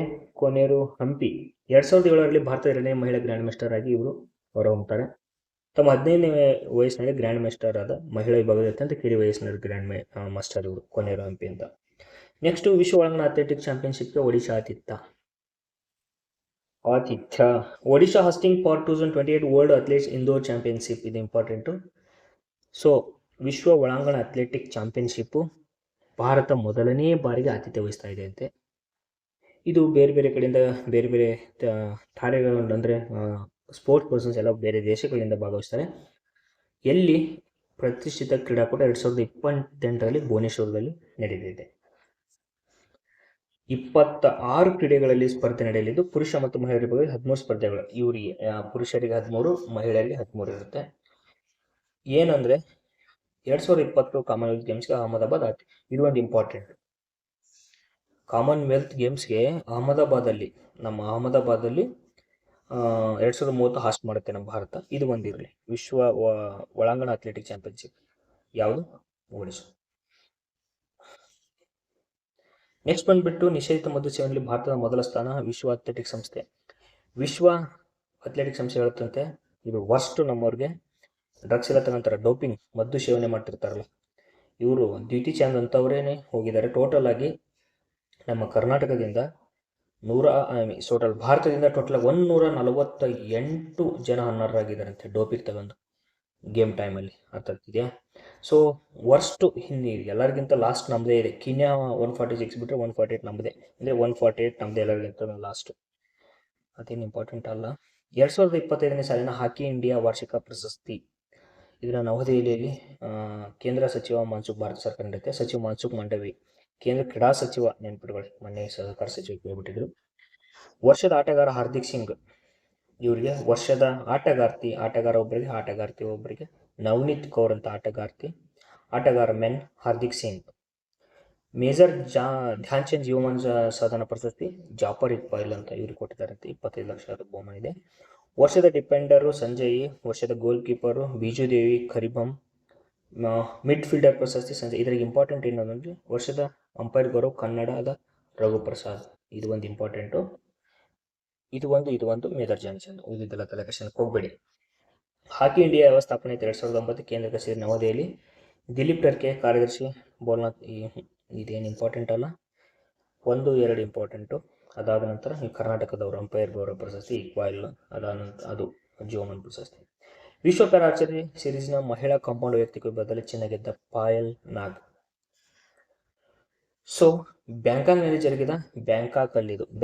ಜರುಗಿದ ಚೊಚ್ಚಲ ಆವೃತ್ತಿಯ ವಿಶ್ವ ಪ್ಯಾರಾ ಆರ್ಚರಿ ಸೀರೀಸ್ ಅಂತ ಬ್ಯಾಂಕಾಕಲ್ಲಿ ಆಗುತ್ತೆ. ಇದರಲ್ಲಿ ಶೀತಲ್ ವಿರುದ್ಧ ಜಮ್ಮು ಕಾಶ್ಮೀರ ಶೀತಲ್ 2 ಕೈಗಳಿರಲಿಲ್ಲಲ್ಲ, ಅವರು ಆರ್ಚರಲ್ಲಿ ಭಾಗವಹಿಸಿದ್ರಲ್ಲ, ಅವ್ರನ್ನ ಮೀರಿಸ್ಬಿಟ್ಟು ಶೀತಲ್ ವಿರುದ್ಧ ಈ ಪಾಯಲ್ ನಾಗರ್ ಅವರು ಗೆದ್ದಿದ್ದಾರೆ. ಇದು ಇಂಪಾರ್ಟೆಂಟು. ಇದು defeats Sheetal Dev to win gold at world archery para ಸೀರೀಸಲ್ಲಿ. ಇವರಿಗೆ ಇಬ್ಬರಿಗೂ ಅದು ಏನಿದೆ ಅಂತ ಸ್ವಲ್ಪ ನೋಡ್ಕೊಳ್ಳಿ, ಮೋಟಿವೇಶ್ನಲ್ ಇದೆಲ್ಲ. ಇಬ್ಬರಿಗೂ ಕೋಚ್ ಯಾರಂದರೆ ಕುಲ್ದೀಪ್ ವೇದ್ವಾನ್, ಇವರೇ ಗ್ರೇಟ್ ಆ್ಯಕ್ಚುಲಿ. ನೆಕ್ಸ್ಟು 2 ಕೈಗಳಿಗೆಲ್ಲ ಶೀತಲ್ಗೆ ವಿಶ್ವ ಅಚ್ಚರಿ ವರ್ಷದ ಪ್ಯಾರಾ ಆರ್ಚರ್ಗಳು. ನೆನಪಿಟ್ಕೊಳ್ಳಿ, ಇವೆರಡರಲ್ಲಿ ವೆರಿ ಕನ್ಫ್ಯೂಸ್ ಆಗೇ ಆಗುತ್ತೆ. ವಿಶ್ವ ಆರ್ಚರಿ ವರ್ಷದ ಪ್ಯಾರಾ ಆರ್ಚರ್ ಅಂದರೆ ಶೀತಲ್ ದೇವಿನೇ. ಬಟ್ಟು ವಿಶ್ವ ಪ್ಯಾರಾ ಆರ್ಚರಿ ಸೀರೀಸ್ನಲ್ಲಿ ಗೆದ್ದವ್ರು ಯಾರು? ಪಾಯಲ್ ನಾಗು, ಅವ್ರನ್ನೇ ಸೋಲಿಸ್ನಿ ಶೀತಲ್ ದೇವಿ. ಬಟ್ ಶೀತಲ್ ದೇವಿ ಲಾಸ್ಟ್ ಏನು ಕ್ರೀಡಾ ಸಾಧನೆ ನೋಡಿಬಿಟ್ಟು ವರ್ಷದ ಆರ್ಚರ್ ಗೌರವ ಆರ್ಚರ್ ಕೊಟ್ಟಿದ್ದಾರೆ ವರ್ಲ್ಡ್ ಆರ್ಚರಿ ಸಂಸ್ಥೆಯಿಂದ. 2 ನೆನಪಿರಲಿ. ವಿಶ್ವ ಆರ್ಚರಿ ಸಂಸ್ಥೆ 2025 ವರ್ಷದ ಪ್ಯಾರಾ ಆರ್ಚರ್ ಪ್ರಶಸ್ತಿನ ಘೋಷಣೆ ಮಾಡಿದೆ ಇವರಿಗೆ. ಆಮೇಲೆ ಇಂಪಾರ್ಟೆಂಟ್ ಏನಂದರೆ ವಿಶ್ವ ಪ್ಯಾರಾ ಆರ್ಚರಿ ಪ್ರಶಸ್ತಿ ಭಜನ ಕ್ರೀಡಾಪಟುಗಳು ವರ್ಲ್ಡ್ ಟರ್ಕಿ ಅಮೀರ್ ಖಾನ್ ಹೆನ್ ಅವರಿಗೆ ವರ್ಷದ ಬಿಲ್ಲುಗಾರರು, ಆಮೇಲೆ ಯುವ ಬಿಲ್ಲುಗಾರರು ಕೊಡ್ತಾರೆ. ಬಟ್ ಸಾಕು, ಇವೆರಡಷ್ಟೇ ನೋಡ್ಕೊಳ್ಳಿ, ಇಂಪಾರ್ಟೆಂಟು. ಜಮ್ಮು ಕಾಶ್ಮೀರದ ಅಥ್ಲೆಟ್ ತೋಳುಗಳಿಂದ ಶೀತಲಾ ದೇವಿಯರು ಬಿಲ್ಲು ಎಳೆಯಲು ಮತ್ತು ಬಿಡಲು ತನ್ನ ಪಾದಗಳು ಮತ್ತು ಕಾಲುಗಳನ್ನು ಮತ್ತು ಭುಜಗಳನ್ನು ಬಳಸುತ್ತಾರೆ. ಸೊ ಹಗಲು ರಾತ್ರಿ ಓದೋಕ್ಕೆ ಎಕ್ಸಾಮ್ ಮೂಮೆಂಟಲ್ಲಿ ಸುಮ್ಮನೆ ಲೇಜಿನೆಸ್ ಮಾಡ್ತಿರ್ತೇವೆ ಟ್ರೋಲ್ಸ್ ಮುಖಾಂತ. ಇದು ಇಂಪಾರ್ಟೆಂಟ್ ಏನಂದರೆ ಕೈ ಕಾಲು ಇಲ್ಲ, ಇದು ಕೈಯೇ ಇಲ್ಲ ಅಂಥವ್ರು ಬಿಲ್ಲು ವಿದ್ಯೆಯಲ್ಲಿ ಸಾಧನೆ ಮಾಡಿದ್ದಾರೆ. ನೆಕ್ಸ್ಟು CSK ಹಾಲ್ ಆಫ್ ಫೇಮ್ಗೆ ರೈನಾ ಮತ್ತು ಹೆಡಾ. CSK ಅವರು ಫಸ್ಟ್ ಬಾರಿಗೆ ಹಾಲ್ ಆಫ್ ಫೇಮ್ ನೀಡ್ತಿದ್ದಾರಂತೆ, ಅದಕ್ಕೋಸ್ಕರ ಅವರಿಗೆ ರೈನಾ ಮತ್ತು ಹೆಡಾಗೆ ಅವ್ರು ನೀಡಿದ್ದಾರಂತೆ. ಮೊದಲ ಬಾರಿಗೆ ನೆನಪಿರಲಿ. ಏಷ್ಯನ್ ಮಹಿಳಾ ಫುಟ್ಬಾಲ್ ಕಪ್ ಪ್ರಶಸ್ತಿ ಜಪಾನ್ ಚಾಂಪಿಯನ್. ಏಷ್ಯನ್ ಮಹಿಳಾ ಫುಟ್ಬಾಲ್ ಪ್ರಶಸ್ತಿ ಏಷ್ಯಾ ಕಪ್ನಿಂದ ಒಟ್ಟು 6 ತಂಡಗಳು ಮುಂದಿನ ವರ್ಷ ಬ್ರೆಜಿಲ್ನಲ್ಲಿ ನಡೆಯುವ ಮಹಿಳಾ ವಿಶ್ವಕಪ್ಗೆ ಅರ್ಹತೆ ಪಡೆದೆಯಂತೆ. ಮಹಿಳಾ ವಿಶ್ವಕಪ್ಪು 6 ತಂಡಗಳು ಯಾವ್ಯಾವ ಅಂತ ಇದೆ, ಇಂಡಿಯಾ ಮಾತ್ರ ಇಲ್ಲ ಇದರಲ್ಲಿ. ಸೊ ಇಂಪಾರ್ಟೆಂಟ್, ಏಷ್ಯನ್ ಮಹಿಳಾ ಫುಟ್ಬಾಲ್ ಕಪ್ ಕೇಳ್ತಾನೆ ಇದ್ರು, ಒಂದ್ಸಾರಿ ಕೇಳಿದ್ದ ಲಾಸ್ಟ್ ಟೈಮ್. ಜಪಾನ್ ಚಾಂಪಿಯನ್ ನೆನಪಿರಲಿ. ಈ 3ನೇ ಬಾರಿಗೆ ಆಸ್ಟ್ರೇಲಿಯಾದವ್ರಿಗೆ ಅಂತ ನೋಡು. ಆಸ್ಟ್ರೇಲಿಯಾ ವಿರುದ್ಧ ಜಯ ಸಾಧಿಸಿ, ಅಂದರೆ ಫಸ್ಟ್ ತಂಡ ಯಾವುದು ಜಪಾನ್, ಸೆಕೆಂಡ್ ತಂಡ ಯಾವುದು ಆಸ್ಟ್ರೇಲಿಯಾ. ಜಪಾನ್ ಅವರು 3ನೇ ಬಾರಿಗೆ ಗೆದ್ದಿದ್ದಾರಂತೆ. ಯುವ ಚೆಸ್ ಪಟು ಮಯಾಂಕ ಚಕ್ರವರ್ತಿ ಭಾರತದ 94ನೇ ಕ್ವಶನ್ ಏನಾಗ್ಬೋದು, ಇತ್ತೀಚೆಗೆ ಚೆಸ್ ಪಟು 94ನೇ ಚೆಸ್ ಗ್ರ್ಯಾಂಡ್ ಮಾಸ್ಟರ್ ಆದಂಥ ಚೆಸ್ ಪಟು ಯಾರು ಅಂತ ಹೇಳಿದರೆ ಮಯಾಂಕ ಚಕ್ರವರ್ತಿ. ಆಮೇಲೆ ಇವರು ಈಶಾನ್ಯ ರಾಜ್ಯಗಳಲ್ಲಿ ನಮ್ಮ ನಾರ್ತ್ ಈಸ್ಟ್ ಸಿಸ್ಟರ್ ಸ್ಟೇಟ್ ಅಂತಿರಲ್ಲ, ಅದರಲ್ಲಿ ಫಸ್ಟ್ ಟೈಮ್ ತಗೊಂಡಿದ್ದಾರಂತೆ. Good move. 18 ವರ್ಷಗಳ ಬಳಿಕ ಬೆಂಗಳೂರಿನ IPL ಟೂರ್ನಿ ಉದ್ಘಾಟನೆ. IPL ಗೆದ್ದಾಯಿತು ನಮ್ಮ RCB, ವಿರಾಟ್ ಕೊಹ್ಲಿ, ರಜತ್ ಪಟೇದಾರ್. ಸೊ 2008ರಲ್ಲಿ ಆರಂಭ ಆಗುತ್ತೆ. ಅದಾನಂತರ ನಾನು ನಿಮಗೆ ಹೇಳಿದ್ದೆ, ಲಾಸ್ಟ್ ಟೈಮ್ ಕ್ವಶನ್ ಕೂಡ ಕೇಳಿದ್ದ, ಕ್ಯಾಪ್ಟನ್ಗಳನ್ನು ನೋಡ್ಕೊಳ್ಳಿ, ಪ್ರಶಸ್ತಿ ಮೊತ್ತ ನೋಡ್ಕೊಳ್ಳಿ. ಜೂನ್ ಆಪ್ಷನಲ್ಲಿ ನೀಟಾಗಿ ಮಾಡಿದ್ದೀನಿ. ಅದಾದ ನಂತರ ಯಾವುದು ಫಸ್ಟು ಸೆಕೆಂಡು ಆಮೇಲೆ ವರ್ಷದ ಆಟಗಾರ ಅದನ್ನೆಲ್ಲ ಫಸ್ಟ್ ನೋಡ್ಕೊಂಬಿಡಿ, ಇಂಪಾರ್ಟೆಂಟ್ ಅದೆಲ್ಲ. ಭಾರತೀಯ ಕ್ರಿಕೆಟ್ ಮಂಡಳಿ ನಮ್ಮ BCCI ಇದೆಯಲ್ಲಪ್ಪ, ಅದು 1928ರಲ್ಲಿ ಮುಂಬೈಲಿ ಸ್ಥಾಪನೆ ಆಗಿತ್ತು. ಇವಾಗಲೂ ಕೂಡ ಕೇಂದ್ರ ಕಚೇರಿ ಮುಂಬೈಲೇ. ಪ್ರಸ್ತುತ ಅಧ್ಯಕ್ಷರು ಮಿಥುನ್ ಮಹಾನಸ್ ಅಂತ ಇದ್ದಾರೆ. ನಮ್ಮ ಭಾರತದಲ್ಲಿ ಕೋಚ್ ಯಾರಪ್ಪ ಅಂದರೆ ಗೌತಮ್ ಗಂಭೀರ್ ಅವರು ಕೋಚ್ ಇದ್ದಾರೆ. ಮಹಿಳಾ ಕೋಚು ಅಮೂಲ್ ಮಜುಮ್ದಾರ್ ಅಂತ. ಕೋಚ್ ನೆನಪಿಟ್ಕೊಳ್ಳಿ, ಯಾವಾಗ ಸ್ಟಾರ್ಟ್ ಆಯ್ತು ಅಂತ ನೆನಪಿಟ್ಕೊಳ್ಳಿ. ಇದನ್ನ ನೆಕ್ಸ್ಟು ಇತಿಹಾಸಕಾರ KN ಪಣಿಕ್ಕರ್ ನಿಧನ. ಒಳ್ಳೆ ಬುಕ್ ಬರಿತಾ ಇದ್ರು, ಇವರು ನಿಧನ ಆಗಿದ್ದಾರಂತೆ ಅಷ್ಟೇ. ಒಲಿಂಪಿಕ್ ಲಾಂಗ್ ಜಂಪರ್ ಮೇರಿ ಏನಂತ ನೋಡ್ಕೊಳ್ಳಿ, ಇನ್ ಡೀಟೇಲ್ ಎಲ್ಲ ಬೇಕಾಗಿಲ್ಲ, ಯಾವ ಆಟಕ್ಕೆ ಸಂಬಂಧಪಟ್ಟವು. KN ಪಣಿಕ್ಕರ್ ಇತಿಹಾಸಕಾರ ಮುಗೀತು. ಒಲಿಂಪಿಕ್ ಲಾಂಗ್ ಜಂಪ್ ಮೇರಿ ಲ್ಯಾಂಡ್ ಮುಗೀತು. ಸಿಂಘಾನಿ ನಿಧನ ಯಾರಂತ ಸ್ವಲ್ಪ ನೋಡ್ಕೊಳ್ಳಿ. ಇದು ಇಂಪಾರ್ಟೆಂಟು, ಲಾಸ್ಟ್ ಟೈಮ್ ಕೇಳ್ಬಿಟ್ಟಿದ್ದ ಸುಧಾಮೂರ್ತಿ ಅಮ್ಮ ಅವರು ಕೊಡ್ತೀರ. ಕಾಲದಲೆಗಳು ಸಂಸತ್ತಿನ ಭಿತ್ತಿಚಿತ್ರಗಳ ಮೂಲಕ ಭಾರತದ ಇತಿಹಾಸ ಸುಧಾಮೂರ್ತಿ ಅವರು ಬರೆದಿದ್ದಾರಂತೆ. Tides of time Bharat history through murals in parliament authorised by MP Shrimati Sudha Murty ಅಮ್ಮ. ಈ ಸುಧಾಮೂರ್ತಿ ಅಮ್ಮ ಅವರು ರಾಜ್ಯಸಭೆ ಸದಸ್ಯರಾಗಿದ್ದಾರೆ, ನಿಮಗೆಲ್ಲ ಗೊತ್ತಿರಬೇಕು. ಇವರು ಈ ಕೃತಿನ ಬರೆದಿದ್ದಾರಂತೆ, ಇಂಪಾರ್ಟೆಂಟ್. ಕೈಲಾಸ್ ಸತ್ಯಾರ್ಥಿ ನಿಮಗೆಲ್ಲ ಗೊತ್ತಿರ್ಬೇಕಂದ್ರೆ ಮಕ್ಕಳ ಹೋರಾಟಗಾರರು, ನೊಬೆಲ್ ಪ್ರಶಸ್ತಿ ಕೂಡ ಇವರಿಗೆ ಸಿಕ್ಕಿದೆ. 2014ರಲ್ಲಿ ಯೂಸುಫಾ ಮಲಾಲ್ ಅಂತ ಗೊತ್ತಿರ್ಬೇಕಲ್ರಿ, ಪಾಕಿಸ್ತಾನದವರು. ಇವರು ಸೇರ್ಕೊಂಡು ಇಬ್ಬರು ಪ್ರಶಸ್ತಿ ಹಂಚ್ಕೊಂತಾರೆ. ಇವರು ಮಕ್ಕಳ ಹೋರಾಟಗಾರರು ಕೈಲಾಸ್ ಸತ್ಯಾರ್ಥಿ ಅವರು. ಸೊ ಸಾಮಾಜಿಕ ನ್ಯಾಯ, ಸಮಾನತೆ, ಮಕ್ಕಳ ಹಕ್ಕಿಗಾಗಿ ಪರಿವರ್ತಕ ಶಕ್ತಿಯನ್ನು ಕರ್ಣವತ್ತಿ ಹೇಳಿದೆ. ದಿ ಪವರ್ ಆಫ್ ಕಂಪ್ಯಾಷನ್, ಇವ್ರು ಬುಕ್ ಬರೆದವರಂತೆ ಕೈಲಾಸ್ ಸತ್ಯಾರ್ಥಿ ಅವರು. ಯಾವುದದು? The power of compassion. So ಇನ್ನೊಂದು ಆಕಾಶವಾಣಿ ಇದೆಯಲ್ಲ, ಹೆಚ್ಚುವರಿ ಮಹಾನಿರ್ದೇಶಕರ ಧೀರಜ್ ಕಾಕಾಡಿ ಅವರಿಗೆ ಬರೆದ ಅವರು ಧೀರಜ್ ಕಾಕಾಡಿ ಅವರಿಗೆ ಮಹಾತ್ಮ ಅಂತ ಒಂದು ಶ್ರೇಷ್ಠ ಸಂವಹನಕಾರ ಅಂತ ಒಂದು ಕೃತಿ ಬರೆದಿದ್ದಾರಂತೆ ಧೀರಜ್ ಅವರು. ಅದು ಒಂದು ನೆನಪಿಟ್ಕೊಳ್ಳಿ. ಬಟ್ ಸುಧಾಮೂರ್ತಿ ಅವ್ರ ಮತ್ತೆ ಬಾಯಟ್ ಹಾಕ್ಲೇಬೇಕು, ಇದು ಒಂದು. ಯಾಕಂದರೆ ಇವರಿಗೆ 2014ರಲ್ಲಿ ನಾನು ನೊಬೆಲ್ ಪ್ರಶಸ್ತಿ ಸಿಕ್ಕೋದ್ರಿಂದ ಇಂಪಾರ್ಟೆಂಟ್ ಇದೆ. ದ ಪವರ್ ಆಫ್ ಕಂಪ್ಯಾಷನ್ ಯಾರು ಕೃತಿ? ಕೈಲಾಸ್ ಸತ್ಯಾರ್ಥಿ. ಮುಗೀತು. ಭಾರತೀಯ ಮೂಲದ 11 ವರ್ಷದ ಬೋಧನಾ ಇಂಗ್ಲೆಂಡ್ ನಂಬರ್ 1 ಚೆಸ್ ಆಟಗಾರ್ತಿ. 11 ವರ್ಷದ ಬೋಧನಾ ಶಿವಾನಂದ್ ಅವರು. ನೆನ್ಪಿಟ್ಕೊಳ್ಳಿ, ಇದು ಏನು ಇಂಪಾರ್ಟೆಂಟ್ ಅನ್ನಲ್ಲ, ಬಟ್ ನಮ್ಮ ಇಂಪಾರ್ಟೆಂಟ್ ನಾನು ಹೇಳಿದೆ. ಪರಿಸರ ಹೋರಾಟಗಾರ ಸೋನಂ ವಾಂಗ್ಚುಕ್, ಇವರು ಲಡಾಖ್ನ ಹೋರಾಟಗಾರ. ಇವರಿಗೆ ಮ್ಯಾಂಗೇಶ ಪ್ರಶಸ್ತಿ ಸಿಕ್ಕಿದೆ 2018ರಲ್ಲಿ. ಆಗಿದ್ರೆ ಇನ್ ಡೀಟೇಲ್ ಓದ್ಕೊಳ್ಳಿ, ಓದ್ತೀನಿ ತಲೆ ಕಷ್ಟಗಳು. ದೆಹಲಿಯಲ್ಲಿ ಏಮ್ಸ್ ವಿದ್ಯಾರ್ಥಿನಿ, ನೇಪಾಳದ ಆರೋಗ್ಯ ಸಚಿವ ನಿಶಾ ಮೆಹ್ತಾ. ಕ್ವಶನ್ ಏನಾಗಲ್ಲ, ಹಾಗೆ ಸ್ವಲ್ಪ ನೋಡ್ಕೊಳ್ಳಿ. ನಿಶಾ ಮೆಹ್ತಾ ನಮ್ಮ ದೆಹಲಿಯಲ್ಲಿ ಏಮ್ಸ್ ಅಲ್ಲಿ ಓದಿದ್ರಂತೆ. ಇದು important. World air quality report. Swiss ವಾಯು ಗುಣಮಟ್ಟ ತಂತ್ರಜ್ಞಾನ ಸಂಸ್ಥೆ IQAR ಇದನ್ನ ಇದೇನಿದೆಯಲ್ಲ, ಸ್ವಿಸ್ ವಾಯು ಗುಣಮಟ್ಟ ತಂತ್ರಜ್ಞಾನ ಸಂಸ್ಥೆ ವರ್ಲ್ಡ್ ಅಲ್ಲಿ ಎಲ್ಲೆಲ್ಲಿ ವಾಯು ನಿಮಗೆ ಸೇವನೆಗೆ ಯೋಗ್ಯ ಇದೆಯಾ, ಯೋಗ್ಯನೇ ಇಲ್ವಾ, ಅದನ್ನ ಎಷ್ಟು ಕ್ರಮಗಳನ್ನು ಏನು ತೆಗೆದುಕೊಳ್ಬೇಕು ಅನ್ನೋದ್ರ ಬಗ್ಗೆ ಏರ್ ಕ್ವಾಲಿಟಿ ಇಂಡೆಕ್ಸ್ನ ರಿಪೋರ್ಟ್ನ ಬಿಡುಗಡೆ ಮಾಡುತ್ತೆ. ಸೊ ವಿಶ್ವ ವಾಯು ಗುಣಮಟ್ಟ ವರದಿ ವಾರ್ಷಿಕ ಸರಾಸರಿ PM 2.0 ಆದರ್ಶಿ. ಪರ್ಟಿಕ್ಯುಲೇಟ್ ಮ್ಯಾಟರ್ಸ್ ಅಂದರೆ ಈ ಮಾಲಿನ್ಯದ ಕಣಗಳು ಗಾಳಿಯಲ್ಲಿ ಸೇರ್ಕಂತ ತಲುಪ ಮಾಲಿನ್ಯದ ಕಣಗಳು, ಅದೇ PM ಅಂದರೆ ಪರ್ಟಿಕ್ಯುಲೇಟ್ ಮ್ಯಾಟರ್ಸ್ ಅಂತ. ಅಂದ್ರೆ ಚಿಕ್ಕ ಚಿಕ್ಕ ಕಣಗಳು, ಮಾಲಿನ್ಯ ಕಣಗಳು, ಅದು 2.5ಗಿಂತ ಕಡಿಮೆ ಜಾಸ್ತಿ ಇತ್ತಂದ್ರೆ ಅದೇನಿರುತ್ತೆ, ಮಾಲಿನ್ಯ ಆಗಿರ್ತದೆ. ಮಾಲಿನ್ಯ ಮಟ್ಟವನ್ನು ಅಳಿತದೆ ಇದು. ಸೊ ಇದು ಪ್ರಸ್ತುತ 8ನೇ ಆವೃತ್ತಿ. ಮೊದಲ ಆವೃತ್ತಿ 2018ರಲ್ಲಿ ಬಿಡುಗಡೆ ಮಾಡಿದೆ. ಟೋಟಲ್ 143 ದೇಶಗಳು ಭಾಗವಹಿಸುತ್ತದೆ. ವಾರ್ಷಿಕ ಸರಾಸರಿ PM 2.5 ಸಾಂದ್ರತೆ ಮಟ್ಟವನ್ನು ಆಧರಿಸಿ ಭಾರತ ವಿಶ್ವದ 6ನೇ ಅತ್ಯಂತ ಕಲುಷಿತ ರಾಷ್ಟ್ರ ಅಂತೆ. ಭಾರತ ಜಗತ್ತಲ್ಲಿ ಉತ್ತರ ಪ್ರದೇಶದ ಲೋನಿ ನಗರ ವಿಶ್ವದ ಅತ್ಯಂತ ಕಲುಷಿತ ನಗರ. ಲೋಲಿ ನಗರ ಉತ್ತರ ಪ್ರದೇಶದ್ದು ಕಲುಷಿತ ನಗರ ಅಂತೆ. ಅದಲ್ಲ, ಏನ್ ಗೊತ್ತಾ, ವಿಶ್ವದ 10 ಅತ್ಯಂತ ಕಲುಷಿತ ನಗರಗಳಲ್ಲಿ 5 ನಗರಗಳು ಭಾರತದಲ್ಲಿದೆ. ಇವೆ ನೋಡಪ್ಪ. ಅದಾದ ನಂತರ ಜಾಗತಿಕವಾಗಿ 4 ಅತ್ಯಂತ ಕಲುಷಿತ ನಗರಗಳಲ್ಲಿ 3 ಭಾರತದಲ್ಲೇ ಇದಾವಂತೆ. ಸೊ ಇದರಲ್ಲಿ ಏನು ಇಂಪಾರ್ಟೆಂಟ್ ಅಂದರೆ, ಏರ್ ಕ್ವಾಲಿಟಿ ಇಂಡೆಕ್ಸ್ ಯಾರು ಬಿಡುಗಡೆ ಮಾಡ್ತಾರೆ? ಸ್ವಿಸ್ ವಾಯು ಗುಣಮಟ್ಟ ಸಂಸ್ಥೆ, ತಂತ್ರಜ್ಞಾನ ಸಂಸ್ಥೆ. ಅದರ ನಂತರ ಟೋಟಲ್ 143 ದೇಶಗಳು ಭಾಗವಹಿಸ್ತವು.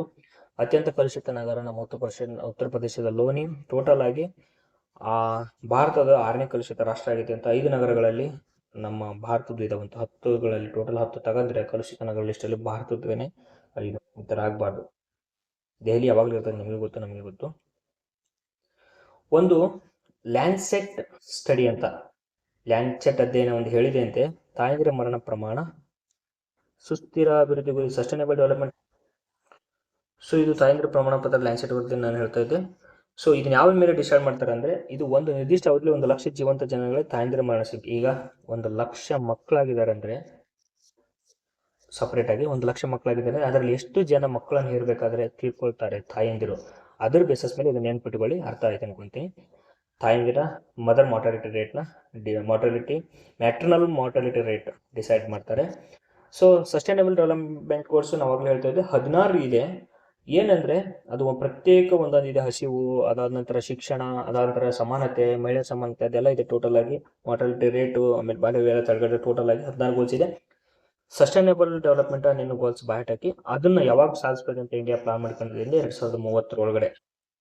ಸೊ ನೆಕ್ಸ್ಟ್ ಬಂದ್ಬಿಟ್ಟು ನಮ್ಮಲ್ಲಿ 2021-22ಕ್ಕೆ 88ಕ್ಕೆ ಇಳಿಕೆ ಆಗಿದೆ ಅಂತ ಇದು. ಬಟ್ 2030 ಒಳಗಡೆ ಇದನ್ನ 70ಕ್ಕಿಂತ ಕಡಿಮೆ ಮಾಡಬೇಕಂತ ಪ್ಲಾನ್ ಇದೆ. ನೆಕ್ಸ್ಟ್ ಭಾರತದ ಇಂಧನ ಅಂಕಿಅಂಶ, energy statistics India.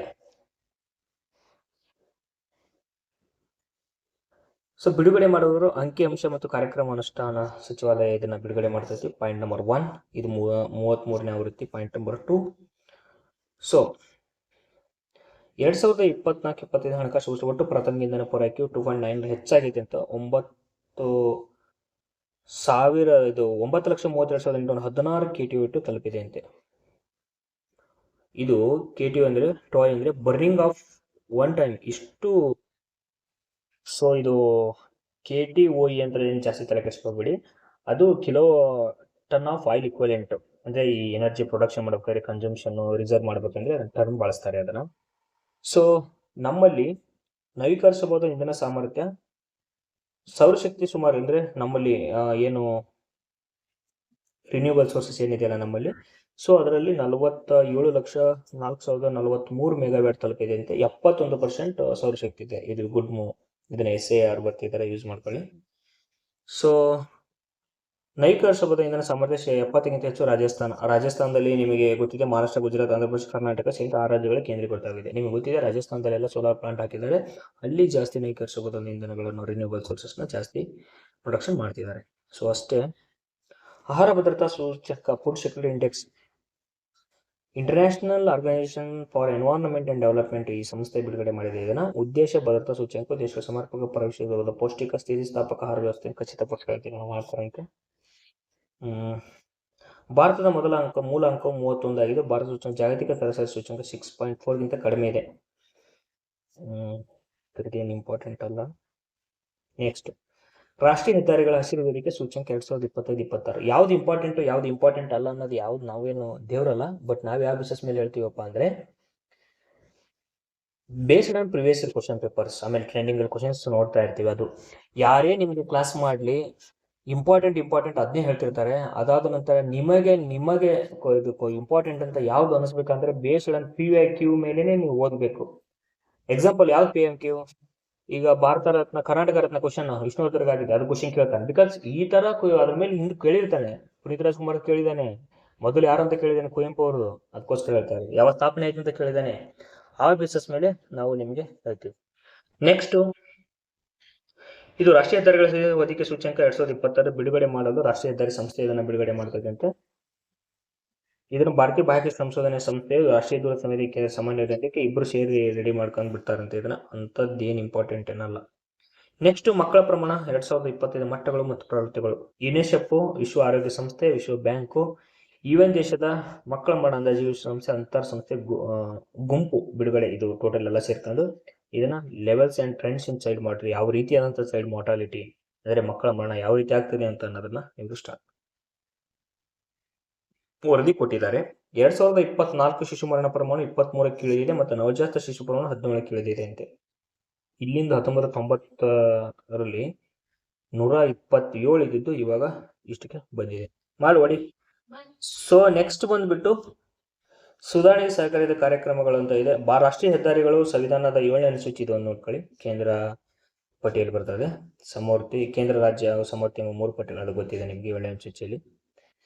So next ಬಂದ್ಬಿಟ್ಟು ಇದು ಕೇಳ್ಬೋದು, ಇವನು ಮಕ್ಕಳ ಮರಣ ಪ್ರಮಾಣದಲ್ಲಿ 2024ರಲ್ಲಿ ಎಷ್ಟಿದೆ, ಅದನ್ನ ಯಾರು ಬಿಡುಗಡೆ ಮಾಡಿದ್ದಾರೆ ಅಂತ. ನೆಕ್ಸ್ಟ್ ಬಂದ್ಬಿಟ್ಟು ಶೌರ್ಯ ಪುರಸ್ಕೃತರಿಗೆ ಉಚಿತ ರೈಲು ಪ್ರಯಾಣ. Very good. ಮಿಲಿಟರಿಯಲ್ಲಿ ಶೌರ್ಯ ಪ್ರಶಸ್ತಿ ಏನು ತಗೊಂಡಿರ್ತಾರಲ್ಲ ಅವ್ರಿಗೆ ಕೇಂದ್ರ ಸರ್ಕಾರ ಜೀವಿತಾವಧಿಯ ರೈಲು ಪ್ರಮಾಣ ಉಚಿತವಾಗಿ ನೀಡಲು. Very good. ಸೈನಿಕರಿದ್ದೆ ನಾವಿಲ್ಲ. ಸೊ ಇದು ಒಂದು ಒಳ್ಳೆ, ಅವರು ಆಮೇಲೆ ಅವ್ರು ಏನಾದರೂ ಸತ್ತಿದ್ರೆ, ಆಮೇಲೆ ವೀರಮರಣ ಅವಾರ್ಡ್ ಯೂಸ್ ಮಾಡಬೇಕು ನಾವು ಸೈನಿಕರಿಗೆ ಯಾವಾಗ್ಲೂ. ವೀರಮರಣ ಏನಾದರೂ ಹೊಂದಿದ್ರೆ ಸೈನಿಕರು, ಅವ್ರಿಗೆ ಅವರು ಹೆಂಡತಿ ಮರುಮದುವೆ ಆಗುವವರೆಗೂ ಕೂಡ ಉಚಿತ ಪ್ರಯಾಣದ ಅನುಕೂಲ ಪಡೆಯಬಹುದು. ಅವರ ಪೋಷಕರಿಗೂ ಕೂಡ ಇದು ಇದೆ. ಹೊಸ ದಾಖಲೆ ಬರೆದ ಯಲಹಂಕ ರೈಲುಗಾಲ ಕಾರ್ಖಾನೆ ಎಲ್ಲಿದೆ ರೀ? ಕರ್ನಾಟಕದಲ್ಲಿ ಯಲಹಂಕದಲ್ಲಿ ಇದೆ. ಅದು ಟೋಟಲ್ ಆಗಿ ಇಷ್ಟು ಗಾಲಿಗಳ ಉತ್ಪಾದನೆಯೊಂದಿಗೆ ಸರ್ವಕಾಲಿಕ ಗರಿಷ್ಠ ಮಟ್ಟವನ್ನು ಮೀರಿದಂತೆ. ಸರಕು ಸಾಗಾಣಿಕೆಯಲ್ಲಿ ನೈಋತ್ಯ ರೈಲ್ವೆ ವಲಯ ಮೊದಲ ಸ್ಥಾನ. ಯಾವ್ದ್ರಿ ನೈಋತ್ಯ ರೈಲ್ವೆ ಅಂದ್ರೆ ನಮ್ಮ ಕರ್ನಾಟಕದ ಹುಬ್ಬಳ್ಳಿ ರೀ ನೈಋತ್ಯ ರೈಲ್ವೆ. ಸೊ ಯಾವ ವಿಭಾಗಗಳು? ಹುಬ್ಬಳ್ಳಿ, ಬೆಂಗಳೂರು, ಮೈಸೂರು, ಆಲ್ಮೋಸ್ಟ್ ಕರ್ನಾಟಕ ಕವರ್ ಆಗುತ್ತೆ ನೈಋತ್ಯ ರೈಲ್ವೆ. ಎಷ್ಟು ವಲಯಗಳಿದೆ ನಮ್ಮಲ್ಲಿ? ಇದನ್ನ ಈ ತರ ಒಂದು ಮ್ಯಾಪ್ ಹಾಕೊಳ್ಳಿ, ವಾವು ಇಪ್ಪು ನ್ಯಾಯಪವ ಅಂತ, ಅಂದ್ರೆ ದಿಕ್ಕುಗಳನ್ನು ಮ್ಯಾಪ್ ಹಾಕೊಂಡು 19 ರೈಲ್ವೆ ವಲಯಗಳಿದೆ. 19ನೇದು ಯಾವುದು? ರೀಸೆಂಟ್ ಆಗಿದೆ ಇದು. ಆಂಧ್ರ ಪ್ರದೇಶ, ವಿಶಾಖಪಟ್ಟಣಂ, ದಕ್ಷಿಣ ಕರಾವಳಿ ರೈಲ್ವೆ ಅಂತ ಹೆಸರಿಟ್ಟಿದ್ದಾರೆ ಅದಕ್ಕೆ. ಅರ್ಥ ಆಯ್ತಾ? ಸೊ ಸರಕು ಸಾಗಾಣಿಕೆಯಲ್ಲಿ ನೈಋತ್ಯ ರೈಲ್ವೆ ನಂಬುದು ಮೊದಲನೇ ಸ್ಥಾನದಲ್ಲಿದೆ ಅಂತ. ನಿವೇಶ್ ಮಿತ್ರ, ಉತ್ತರ ಪ್ರದೇಶ್. ಇದು ಏನಿದೆ ಅಂದ್ರೆ ಅಲ್ಲಿ ಇಂಡಸ್ಟ್ರಿಯಸ್ನ ಆಗಲೇ ಪ್ಲಗ್ ಪ್ಲೇ ಅಂದ್ರೆ ಏನಪ್ಪ? ಪ್ಲಗ್ ಪ್ಲೇ ಶೆಡ್ಗಳು ಅಂದ್ರೆ ಅವಾಗಲೇ ನಾನು ಜೂನ್ ಮ್ಯಾಗಝೀನ್ ಅಲ್ಲಿ ಹೇಳಿದೆ. ಪ್ಲಗ್ ಪ್ಲೇ ಅಂದ್ರೆ ಏನಿಲ್ಲ, ಇಂಪಾರ್ಟೆಂಟು. ಈಗ ಒಂದು ಇಂಡಸ್ಟ್ರಿ ಮಾಡಬೇಕಾದ್ರೆ ಅವರೇ ಹೊಸದಾಗಿ ಅಲ್ಲಿರೋ ನೀರು, ಮೂಲಭೂತ ಸೌಕರ್ಯಗಳು ಏನೇನು ಬೇಕಾಗುತ್ತೆ, ನೀರಾಗಿರಲಿ, ಅದಾದ ನಂತರ ಆ ಕಟ್ಟಡಗಳಾಗಿರಲಿ, ಆಮೇಲೆ ವಿದ್ಯುತ್ತು, ಎಲ್ಲ ಮೂಲಭೂತ ಸೌಕರ್ಯಗಳನ್ನು ಗೌರ್ಮೆಂಟೇ ಮಾಡಿ ಬರ್ರಪ್ಪ ಇವಾಗ ಪ್ರೊಡಕ್ಷನ್ ಮಾಡಿ ಅಂತ ಅವ್ರಿಗೆ ಕೊಡುತ್ತೆ. ಅವರಿಂದ ದುಡ್ಡು ತಗೊಳುತ್ತೆ, ಬಟ್ ಮೂಲಭೂತ ಸೌಕರ್ಯಗಳೆಲ್ಲ ರೆಡಿ ಮಾಡಿರ್ತಾರೆ. ಅದಕ್ಕೆ ಪ್ಲಗ್ ಪ್ಲೇ ಅಂತಾರೆ. ಇದು ಉತ್ತರ ಪ್ರದೇಶದವರು ಹೂಡಿಕೆದಾರರಿಗೆ ಏನು ಹೂಡಿಕೆ ಮಾಡ್ತಾರಲ್ಲ, ಮತ್ತೆ ಇದೆಲ್ಲ ಪ್ಲಗ್ ಪ್ಲೇ ಮಾಡಿಕೊಟ್ರೆ ಅವ್ರ ಹೂಡಿಕೆದಾರರಿಗೆ ಅನುಕೂಲ ಆಯ್ತಲ್ಲ, ಅವ್ರಿಗೋಸ್ಕರ ನಿವೇಶ ಮಿತ್ರ ಯಾರು ಜಾರಿಗೆ ತಗೊಂಬಂದ್ರು? ಉತ್ತರ ಪ್ರದೇಶ ಮುಖ್ಯಮಂತ್ರಿ ಆಗಿದ್ದ ಆದಿತ್ಯನಾಥ್ ಅವರು ತಗೊಂಬಂದ್ರು. ಏನು ಉದ್ದೇಶ? ಹೂಡಿಕೆದಾರನ ಸರಳೀಕರಣಗೊಳಿಸಲು, ಇಂಡಸ್ಟ್ರಿ ಡೆವಲಪ್ ಮಾಡೋದಷ್ಟೇ. ಕಾರ್ ಸಾತಿ ವೆಬ್ಸೈಟ್, ಇದು ತೆರಿಗೆ ಪ್ರಕ್ರಿಯೆಗಳನ್ನು ಆದಾಯ ತೆರಿಗೆ ಇಲಾಖೆ ಭಾರತ ಗೌರ್ಮೆಂಟ್ ಅದು ಸ್ಟಾರ್ಟ್ ಮಾಡಿದೆ ಅಂತ ಇದೆ. ಅಷ್ಟೇ ಇಂಪಾರ್ಟೆಂಟ್. ಗುರಿ ನೋಡಿ, ಇದು ಆದಾಯ ತೆರಿಗೆ ಅನುಸರಣೆ ಸರಳೀಕರಣಗೊಳಿಸೋದು ಅಂತಾರೆ, ಸರಳೀಗೊಳಿಸೋದು. ಆಮೇಲೆ ಏನಿದೆ ಕಾರ್ ಸತಿ ಅನ್ನೋದು ಏನು ಯಾರು ವಂಚನೆ ಮಾಡ್ತಿರ್ತಾರೆ ಅವ್ರನ್ನೂ ತಡೆಗಟ್ಟುತ್ತೆ. ಅದಾದ ನಂತರ ಸ್ವಯಂಚಾಲಿತವಾಗಿ ಅಸಿಸ್ಟೆಂಟ್ ಅವರಿಗೆ ಗೈಡ್ ಮಾಡುತ್ತೆ ಏನಾದರೂ ಡೌಟ್ಸ್ ಇದ್ದರೆ. ಸೊ ಅದು ಇಂಪಾರ್ಟೆಂಟ್ ಇದೆ. ಕಾರ್ ಸತಿ ವೆಬ್ಸೈಟ್ ಅವರು ಆದಾಯ ತೆರಿಗೆ ಇಲಾಖೆ, ಮತ್ತು ಬೇರೆ ಏನಾದರೂ ಕಮ್ಯುನಿಕೇಷನ್ ಡಿಪಾರ್ಟ್ಮೆಂಟ್ ಕೊಟ್ಬಿಡ್ತಾನೆ, ಅದನ್ನು ನೋಡ್ಕೊಳ್ಳಿ. ಆಮೇಲೆ ತೆರಿಗೆ ಜಾಗೃತಿಗಾಗಿ ಪ್ರಾರಂಭ policy reform and responsible action for mission Viksit Bharat ಯಾವಾಗ ರೀ? 2047 ವಿಕಸಿತ್ ಭಾರತ ಮೋದಿ ಕನಸು, ಅಂದರೆ ಭಾರತದ ಪ್ರೈಮ್ ಮಿನಿಸ್ಟರ್ ಅವ್ರ ಕನಸು. ಸೊ ಈ ಪ್ರಾರಂಭ ಅನ್ನೋದೊಂದು ಸ್ಟಾರ್ಟ್ ಮಾಡಿದಾರಂತೆ, ತೆರಿಗೆ ಕಟ್ಟಲು, ಅದರಿಂದ ಅದೇನು ಮಿಸ್ಟೇಕ್ ಆಗಬಾರ್ದು ಅಂತ ನೆನ್ಪಿಟ್ಕೊಳ್ಳಿ. ಹೊಸ ತೆರಿಗೆಗಳ ನಿಯಮಗಳ ಬಗ್ಗೆ ಸ್ಪಷ್ಟ ತಿಳುವಳಿಕೆ ನೀಡೋದು ಇದರ ಉದ್ದೇಶ. ಇಲ್ಲಿ ಟ್ಯಾಗ್ ಲೈನ್ ಏನಿದೆ ನೋಡ್ಕೊಳ್ಳಿ, ನಾಗರಿಕ ದೇವೋಭವ ಅಂತ ಟ್ಯಾಗ್ ಲೈನ್ ಇದೆ. ದೇವೋಭವ ಕೇಳ್ತಾನೆ ಕ್ವಶನ್, ಒಂದ್ಸಾರಿ ಕೇಳಿದ್ದ ಕೇದವರು ಟ್ಯಾಗ್ ಲೈನ್, ಅದಕ್ಕೋಸ್ಕರ ಹೇಳ್ತಾರೆ. ಭಾರತೀಯ ರೈಲ್ವೆ ಏನು ಮಾಡಿದೆ ಅಂತೆ, ಮಹಿಳಾ ಉದ್ಯೋಗಿಗಳಿಗೆ ಶೈನ್ ಆ್ಯಪ್ ಅಂತ ಬಿಡುಗಡೆ ಮಾಡಿದಂತೆ. ಶೈನ್ ಆ್ಯಪ್ ಬಿಡುಗಡೆ ಮಾಡಿದಂತೆ. ಎಂಪೈರ್ ವುಮೆನ್ ಎಟ್ ವರ್ಕ್ ಪ್ಲೇಸಲ್ಲಿ ಉದ್ಯೋಗಿಗಳಿಗೆ ಏನಾದರೂ ಅವರಿಗೆ ಲೈಂಗಿಕ ಕಿರುಕುಳ ಯಾರಾದರೂ ನೀಡಿದರೆ ಅವ್ರಿಗೆ ಆ ಶೈನ್ ಮುಖಾಂತರ ಅವರು ಕಂಪ್ಲೇಂಟ್ ಕೊಡ್ಬೋದು. ರಾಷ್ಟ್ರೀಯ ಔಷಧಿ ಸಸ್ಯಗಳ ಮಂಡಳಿ NMPB ಅಂತ ಇದೆ. ಸೊ NMPB ಗೊತ್ತು, ನೀವು ಯೋಚನೆ ಮಾಡ್ತಿರ್ತೀರ. ನ್ಯಾಷನಲ್ ಮೆಡಿಕಲ್ ಪ್ಲಾಂಟ್ ಬೋರ್ಡ್ ಅಂತ, ಅದು ಏನಿಲ್ಲ 2000ರಲ್ಲಿ ಇದು ರೆಡಿ ಆಗುತ್ತೆ, ಅಂದರೆ ಎಸ್ಟಾಬ್ಲಿಷ್ ಆಗುತ್ತೆ 2000 ಕೇಂದ್ರ ಕಚೇರಿ ದೆಹಲಿಯಲ್ಲಿದೆ. ನ್ಯಾಷನಲ್ ಮೆಡಿಸಿನಲ್ ಪ್ಲಾಂಟ್ ಬೋರ್ಡ್ ಅಂತ. ಇವರು ಒಂದು ಅಪ್ಲಿಕೇಶನ್ ಚರಕ್ ಅಂತ ಒಂದು ಮೊಬೈಲ್ ಅಪ್ಲಿಕೇಶನ್ ಸ್ಟಾರ್ಟ್ ಮಾಡೋದಿದೆ. ಇಂಪಾರ್ಟೆಂಟ್ ಇದು, ಕ್ವಶನ್ ಕೇಳಕ್ಕೆ ಸಾಧ್ಯತೆ ಇದೆ. ಭಾರತದ ಅನುಸೂಚಿಗಳು ಎಷ್ಟಿದಾವಪ್ಪ? 12 ಅನುಸೂಚಿಗಳಿದಾವು. ಎಲ್ಲದನ್ನು ಇವತ್ತೇ ನೀವು ಬಾಯ್ಬಿಟ್ಟು ಹಾಕಿ ಮುಂದೆ ಹೋಗಿ ನಾನು ಏನು ಹೇಳಿದ್ದೇನಂತೆ ಕ್ವಶನ್ ಮಾತ್ರ ದೇವರೊಣಗೂ ಯಾವುದಾದ್ರೂ ಒಂದು ಎಕ್ಸಾಮ್ಸಲ್ಲಿ ಬಂದೇ ಬರುತ್ತೆ. ಅಷ್ಟೊಂದು ಸಾಲಿಡ್ ಆಗಿ ಹೇಳ್ತಾ ಇದ್ದೀನಿ. 12 ಅನುಸೂಚಿಗಳನ್ನು ನೀವು ಬಾಯ್ಬಿಟ್ಟು ಹಾಕಿ ಒಂದು ಕ್ವಶನ್ ಫಿಕ್ಸು ನೀವು ಬರೆಯುವಂಥ ಎಲ್ಲ ಎಕ್ಸಾಮ್ಸಲ್ಲಿ. 2020 ಅಂತಾರಾಷ್ಟ್ರೀಯ ಮಹಿಳಾ ದಿನಾಚರಣೆ ಎಷ್ಟರಪ್ಪ? ಮಾರ್ಚ್ 8. ಧ್ಯೇಯವಾಕ್ಯ ಎಲ್ಲ ಕತೆ ಓದ್ಕೊಳಕ್ಕೆ ಹೋಗ್ಬೇಡಿ. ಹಕ್ಕುಗಳು, ನ್ಯಾಯ ಎಲ್ಲ ಮಹಿಳೆಯರು ಮತ್ತು ಹುಡುಗಿಯರಿಗಾಗಿ ಕ್ರಮ. ಅಭಿಯಾನ ಗಿವ್ ಟು ಗೇನ್, ಮಹಿಳಾ ದಿನಾಚರಣೆ ಪ್ರಯುಕ್ತವಾಗಿ ಗಿವ್ ಟು ಗೇನ್ ಅಂತ ಒಂದು ಅಭಿಯಾನ ಸ್ಟಾರ್ಟ್ ಮಾಡವ್ರೆ. ಟ್ಯಾಗ್ ಲೈನ್ಗೂ ಅಭಿಯಾನಕ್ಕೂ ಕನ್ಫ್ಯೂಸ್ ಮಾಡ್ಕೋಬೇಡಿ, ಯಾವಾಗಾಯ್ತು ಅಂತ ಅಷ್ಟೇ, ತಲೆ ಕೆಡಿಸ್ಕೊಳ್ಳಿಲ್ಲ. ಮಹಿಳಾ ಕಲ್ಯಾಣಕ್ಕಾಗಿ ಮಹಿಳಾ ದಿನಾಚರಣೆಯಿಂದ ನೋಡ್ಕೊಂಡ್ಬಿಟ್ರಪ್ಪ. ಮಹಿಳಾ ಆಯೋಗ ಆಗಿದೆಯಲ್ಲ, ಗೊತ್ತಲ್ಲ? 1992ರಲ್ಲಿ ಕೇಂದ್ರ ಸರ್ಕಾರ ಜನವರಿಯಲ್ಲಿ ಮಹಿಳಾ ಆಯೋಗ ಸ್ಥಾಪನೆ ಮಾಡಿದೆ. ಮಹಿಳೆಯರಿಗೋಸ್ಕರನೇ ಅದು ಆಯೋಗ. ಏನಾದರೂ ಮಹಿಳೆಯರಿಗೆ ಏನಾದರೂ ಕಂಪ್ಲೇಂಟ್ ಇದ್ರೆ ಅದು ಕೊಡ್ಬೋದು. ಆಮೇಲೆ ವಿಧಿಗಳನ್ನು ನೋಡ್ಕೊಳ್ಳಿ. ಸುಕನ್ಯಾ ಸಮೃದ್ಧಿ ಯೋಜನೆ 2015ರಲ್ಲಿ ಏನಿದು? ಬೇಟಿ ಪಡಾವೋ ಬೇಟಿ ಬಚಾವೋ ಯಾವಾಗ ಬಂತಪ್ಪ? 2014ರಲ್ಲೇ ಬಂದ್ಬಿಡುತ್ತೆ. 2015ರಲ್ಲಿ ಸಣ್ಣ ಉಳಿತಾಯ ಯೋಜನೆಗಳಿಗೆ ಮಕ್ಕಳಿಗೆ ಏನೀಗ ಎಜುಕೇಷನ್ ಮಾಡ್ತಾ ಇರಬೇಕು ಅವರು, ಸುಕನ್ಯಾ ಸಮೃದ್ಧಿ ಯೋಜನೆ ಅಡಿಯಲ್ಲಿ ಅವ್ರಿಗೆ ಏನಾದರೂ ಮಕ್ಕಳ ಹೆಸರಲ್ಲಿ ಇಟ್ಟರೆ ಅಮೌಂಟ್ 8 to 5% ಬಡ್ಡಿ ಕೊಡ್ತಾರಂತೆ. ಪ್ರಧಾನಮಂತ್ರಿ ಉಜ್ವಲ ಯೋಜನೆ ಏನಪ್ಪ? ಗ್ಯಾಸ್ ಬಳಸ್ತಿದ್ದೀರಲ್ಲ, ಉಜ್ವಲ ಯೋಜನೆ ಅದು. ನಿಮ್ಮ ಮನೆಯಲ್ಲೆಲ್ಲ ಗ್ಯಾಸ್ ಬಳಸ್ತಿರ್ತಾರಲ್ಲ, ಅದು ಉಜ್ವಲ ಯೋಜನೆ ಇದೆ. ಉಜ್ವಲ ಯೋಜನೆದು ಸಾರ್ವಜನಿಕ ಮತ್ತು ವೃತ್ತಿಪರ ಸ್ಥಳಗಳಲ್ಲಿ ಸುರಕ್ಷತೆ ಮತ್ತು ಬಾಕ್ಸ್ ಅಂದರೆ ಸಾರ್ವಜನಿಕ ಪ್ಲೇಸಲ್ಲಿ ಮಹಿಳೆಯರಿಗೆ. ಅದಾದ ನಂತರ ಇವಾಗಲೇ ಇವ್ರು ತಗೊಂಬಂದ್ರಲ್ಲ, ಇವರು ಶೈನ್ ಆ್ಯಪ್ನ, ರೈಲ್ವೇದವರು, ಅದೇ ರೀತಿಯಾದಂಥ ಈ ಆ್ಯಪ್ನ ಇವರು ಶೈನ್ ಅಂತ ಒಂದು ಬಾಕ್ಸ್ ತೊಗೊಂಡ್ಬರ್ತಾರೆ. ಅದರಲ್ಲಿ ಮಹಿಳೆಯರಿಗೆ ಏನೇ ಸಮಸ್ಯೆ ಆಗಿದ್ದರೂ ಅದನ್ನು ಅದರಲ್ಲಿ ಅವರು ಶೇರ್ ಮಾಡ್ಕೋಬೋದು. ಆಮೇಲೆ ತುಂಬ ಈ ಎಸ್ಸೆ ಬರೆಯೋದು ಮಹಿಳೆಯರ ಬಗ್ಗೆ ಎಸ್ಸೆ ಇತ್ತಂದರೆ ಇದು ಒಂದು ಎಲ್ಲ ಬಾಟಕಿನ ಮುಂದೋಗಿ. 73ನೇ ಸಂವಿಧಾನಾತ್ಮಕ ತಿದ್ದುಪಡಿ 1998 ಗ್ರಾಮೀಣ ಆಡಳಿತದಲ್ಲಿ ಮಹಿಳೆಯರು, ಇದು ತುಂಬ ಇಂಪಾರ್ಟೆಂಟ್. ಸೊ ಗ್ರಾಮೀಣ ಆಡಳಿತದಲ್ಲಿ ಮಹಿಳೆಯರು ಏನಂದರೆ 1/3 ಇರಲೇಬೇಕು. ಹಾಗಾಗಿ ನಿಮ್ಮೂರಲ್ಲಿ ನಿಮ್ಮ ಗ್ರಾಮ ಪಂಚಾಯತಿಯಲ್ಲಿ ನೀವು ಮಹಿಳೆಯರು ನೋಡ್ತಾ ಇದ್ದೀರಿ. ಇಲ್ಲಾಂದರೆ ಪುರುಷ ಪ್ರಧಾನ ರಾಷ್ಟ್ರವಾದ ನಮ್ಮ ಭಾರತದಲ್ಲಿ ಮಹಿಳೆಯರು ನೀಡ್ತಾನೆ ಇರಲಿ. ಒಂದು ನಿಮ್ಮೂರಲ್ಲಿ ನಿಮಗೆಲ್ಲ ನೋಡ್ತಿರ್ತೀರ, ಅದನ್ನ ಎಷ್ಟೇದಲ್ಲಿ ಬರೀರಿ. ನಿಮ್ಮೂರಲ್ಲಿ ಏನಪ್ಪ ಅಂದರೆ ಹೆಂಡತಿ ಗ್ರಾಮ ಪಂಚಾಯತ್ ಅಧ್ಯಕ್ಷ ಆಗಿರ್ತಾರೆ, ಬಟ್ ಗಂಡನೇ ಆಡಳಿತ ಮಾಡ್ತಿರ್ತಾನೆ. ಎಕ್ಸಾಂಪಲ್ ಇದನ್ನು ಎಷ್ಟೇದಲ್ಲಿ ಬರೀರಿ, ಪ್ರಾಮಿಸ್ ಹೈಲೈಟ್ ಮಾಡಿ, ಕ್ವಶನ್ ರೈಸ್ ಆಗುತ್ತೆ, ಅಂದರೆ ಇದು ಆಗುತ್ತೆ ನಿಮ್ಮದು ರಿಯಾಲಿಟಿ ತೋರ್ಪಡಿಸ್ತೀರಾ. ಸೊ ದಟ್ ಸುಧಾರಣೆಯಲ್ಲಿ ಬರೀರಿ, ಅದು ಆಗಬಾರ್ದು ಅಂತ ಮಾರ್ಕ್ಸ್ ಕೊಡ್ತಾನೆ. ನೋಡಿ, ಇದನ್ನು ಆವಾಗಲೇ ನಾನು ಹೇಳಿದೆ. ನಾರಿ ಶಕ್ತಿ ವಂದನಾ ಅಧಿನಿಯಮ 106ನೇ ತಿದ್ದುಪಡಿ, 3ನೇ 1ರಷ್ಟು ಮೀಸಲಾತಿ ಲೋಕಸಭೆ ಮತ್ತು ರಾಜ್ಯಸಭೆಗಳಲ್ಲೆಲ್ಲ, ಲೋಕಸಭೆ ಮತ್ತು ರಾಜ್ಯ ವಿಧಾನಸಭೆಗಳಲ್ಲಿ, ಲೋಕಸಭೆ ಮತ್ತು ರಾಜ್ಯ ವಿಧಾನಸಭೆಗಳಲ್ಲಿ, ರಾಜ್ಯಸಭೆಯಲ್ಲೆಲ್ಲ 3ನೇ 1ರಷ್ಟು ಮೀಸಲಾತಿನ ಮಹಿಳೆಯರಿಗೆ ನೀಡಬೇಕು ಅಂತ ಸ್ಟಾರ್ಟ್ ಆಗಿದೆ. ಅದು 2028 ನಮ್ಮ 29 ಲೋಕಸಭೆಯಲ್ಲಿ ಚುನಾವಣೆಯಲ್ಲಿ ಬಳಸ್ಕೋಬೇಕು ಅಂತ ಮಾಡ್ತಿದ್ದಾರೆ. ನೋಡೋಣ. ನಿಮಗೆ ಪಾಯಿಂಟ್ ಆಫ್ ಎಕ್ಸಾಮಿನೇಷನ್ 114 ಸಂವಿಧಾನ ತಿದ್ದುಪಡಿ, ನಾರಿ ವಂದನಾ ಅಧಿನಿಯಮ ಮುಗೀತು. ಕರ್ನಾಟಕದಲ್ಲಿ ಅಂತಾರಾಷ್ಟ್ರೀಯ ಮಹಿಳಾ ದಿನಾಚರಣೆ ಮಾಡಿದ್ದಾರೆ ನೋಡಪ್ಪ. ಅಷ್ಟೇ ಇಂಪಾರ್ಟೆಂಟ್ ಅಂದರೆ ಗೃಹಲಕ್ಷ್ಮಿ ಯಾವ ಜಾರಿ ಬಂತು 2023 ಆಗಸ್ಟ್ 30ರಂದು ಗೃಹಲಕ್ಷ್ಮಿ ಯೋಜನೆ ಜಾರಿಗೆ ಬಂತು. ಇದ್ರ ಪ್ರಕಾರ ಪ್ರತಿಯೊಬ್ಬ ಮನೆ ಯಜಮಾನಿ ಮಹಿಳೆಯವರಿಗೆ ಯಾರು ಇರ್ತಾರೆ, ಮದುವೆ ಆದವರು ಮಹಿಳೆಯವರಿಗೆ ಯಜಮಾನಿ ಯಾರು ಇರ್ತಾರೆ ಅವರಿಗೆ 2,000 ಅಮೌಂಟ್ನ ಕೊಡ್ತಾ ಇದ್ದಾರೆ. ಸೊ ಮಹಿಳಾ ಆದಾಯ ಉತ್ಪನ್ನ ಚಟುವಟಿಕೆ ಸ್ವಯಂ ಉದ್ಯೋಗಿಗಳಲ್ಲೂ ಉದ್ಯೋಗಿನಿ ಯೋಜನೆ ಅಡಿ ಒಂದು ಉದ್ಯೋಗಿನಿ ಯೋಜನೆ 1 ಲಕ್ಷದಿಂದ 3 ಲಕ್ಷವರೆಗೂ ಬ್ಯಾಂಕ್ ಸೌಲಭ್ಯ ನೀಡ್ತಾರೆ. ನೋಡಪ್ಪ, ಯಾರೇ ಹೆಣ್ಮಕ್ಳು ಇದ್ರೆ ಅದನ್ನು ನೋಡ್ಕೊಂಬಿಡಿ.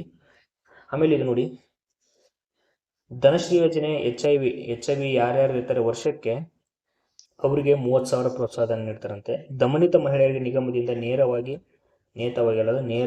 30,000 ಪ್ರೋತ್ಸಾಹಧನ. ಚೇತನ ಯೋಜನೆ, ದಮನಿತ ಯೋಜನೆ ಅಂದರೆ ವಿಧೇಯರು, ಅದರ ನಂತರ ಸಮಾಜದ ಹಲ್ಲೆಗೊಳಗಾದವರು. ಲಿಂಗತ್ವ ಅಲ್ಪಸಂಖ್ಯಾತರ ಪುನರ್ವಸತಿ ಯೋಜನೆ. ಸೊ ಈ ಟ್ರಾನ್ಸ್ಜೆಂಡರ್ಗಾಗಿ ಸಿದ್ದರಾಮಯ್ಯ ಗೌರ್ಮೆಂಟ್ ಇದ್ದಾಗ 2015ರಲ್ಲಿ ಒಂದು ಯೋಜನೆ ಜಾರಿ ತಗೊಂಡ್ಬರ್ತಾರೆ. ಅದು ಯಾವುದು ಅಂತ ನೀವು ಕಮೆಂಟ್ಸ್ ಮಾಡಿ. ಎಕ್ಸಾಮ್ ಇಂಪಾರ್ಟೆಂಟ್ ಕೇಳಿದ್ದಾನೆ, ಅದಕ್ಕೋಸ್ಕರ ಹೇಳ್ತಿರೋದು. Next Gruhalakshmi digital marketing app.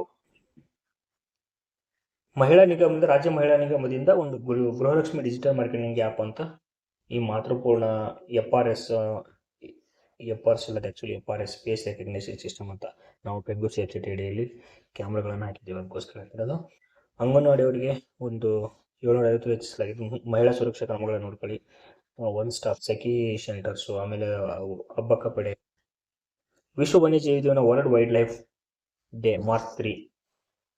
ಇದು ಏನಪ್ಪ ಯಾಕೆ ಮಾಡ್ತಾರೆ ಅಂದರೆ, ಕಾಡು ಅಳಿವಿನಂಚಿನಲ್ಲಿರುವ ಎಂಡೇಂಜರ್ಡ್ ಕಾಡು ಪ್ರಾಣಿ ಮತ್ತು ಸಸ್ಯ ಪ್ರಭೇದಗಳ ಅಂತಾರಾಷ್ಟ್ರೀಯ ವ್ಯಾಪಾರ ಸಮಾವೇಶ ಅಂತ ಸಿಟೀಸ್ ಇದೆ. Convention on international trade in endangered species of wild life fauna ಒಪ್ಪಂದ ಯಾವಾಗುತ್ತೆ? 1973 ಮಾರ್ಚ್ 3ರಂದು ಜಿನೇವಾದಲ್ಲಿ ಸೈನ್ ಹಾಕ್ತಾರೆ. ಅದಕ್ಕೋಸ್ಕರ ಇದನ್ನ ವನ್ಯಜೀವಿ ದಿನ ಯಾಕೆ ಆಚರಿಸ್ತಾರೆ ಅಂತ ಗೊತ್ತಾಯ್ತಾ? ಸಿಟೀಸ್ ಅಂತ ಈಗ ಅಳಿವಿನಂಚಿನಲ್ಲಿರೋದು, ವೆದರ್ ಇಟ್ ಮೇ ಬಿ ಅದು ನವಿಲಿ ಆಗಿರ್ಬೋದು, ಯಾವುದೇ ಆಗಿರ್ಬೋದು, ಅದು ಅಳಿವಿನಂಚಿಗೆ ಹೋಗ್ತಾ ಇತ್ತಪ್ಪ ಅಂದರೆ ಅದನ್ನು ರಕ್ಷಣೆ ಮಾಡೋಕ್ಕಾಗಿ ಈ ಸಿಟೀಸ್ ಅಂತ ಒಂದು 1973 ಸ್ವಿಟ್ಜರ್ಲೆಂಡ್ ಜಿನೇವಾದಲ್ಲಿ ಅದನ್ನೊಂದು ಒಪ್ಪಂದಕ್ಕೆ ಜಾರಿಗೆ ಬರ್ತಾರೆ. ಆದ ನೆನಪಿಗಾಗಿ ವಿಶ್ವ ವನ್ಯಜೀವಿನ ದಿನ ಆಚರಿಸ್ತಾರೆ. ಯಾಕೆ ನಿಮ್ಗೆಲ್ಲ ಹೇಳ್ಬೋದು, ಏನ್ ಸರ್ ಆಚರಣೆ ಮಾಡೋದು ಕೈ ಬಿಡೋದು ಅಂತ?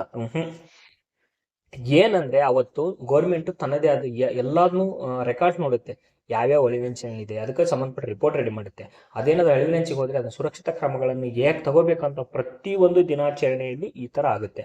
ನಾವು ಅನ್ಕೋತಾ ಇದ್ವಿ ಜೂನ್ 5 ಇದು ಗಿಡ ಹಚ್ಚಿ ಕೈ ಬಿಡ್ತೇವೆ. ಗೌರ್ಮೆಂಟು ಅದರ ಸಂಬಂಧಪಟ್ಟ ಸಂಸ್ಥೆಗಳು ಅದರದ್ದೆಲ್ಲ ಪ್ರೋಗ್ರೆಸ್ನ ಟ್ರ್ಯಾಕ್ ಮಾಡ್ತಿರುತ್ತೆ. CISF ಸಂಸ್ಥಾಪನಾ ದಿನ. KSISF ಎಲ್ಲಿ ಬರುತ್ತಪ್ಪ? KSISF ಕರ್ನಾಟಕಕ್ಕೆ ಸಂಬಂಧಪಡುತ್ತೆ. CISF total ಇಂಡಿಯಾಕ್ಕೆ ಸಂಬಂಧಪಡುತ್ತೆ. ಎಲ್ಲಿ ವರ್ಕ್ ಮಾಡ್ತಾರೆ? ಇದು ಕೈಗಾರಿಕಾ ಭದ್ರತಾ ಪಡೆ. ಇದು ಒಂದು ಕೈಗಾರಿಕಾ ಭದ್ರತಾ ಪಡೆ, ಕೇಂದ್ರ ಕೈಗಾರಿಕಾ ಪಡೆ. ಇದು KSISF ಅಂದರೆ ರಾಜ್ಯ ಕೈಗಾರಿಕಾ ಪಡೆ, ಆಯ್ತಾ? ಸೊ ಯಾವಾಗ ಸ್ಟಾರ್ಟ್ ಆಯಿತು? 1969 ಕೇಂದ್ರ ಕಚೇರಿ ನವದೆಹಲಿಯಲ್ಲಿ. ಸುರಕ್ಷಿತ ಕೈಗಾರಿಕೆ ಸಮುದ್ರ ರಾಷ್ಟ್ರ.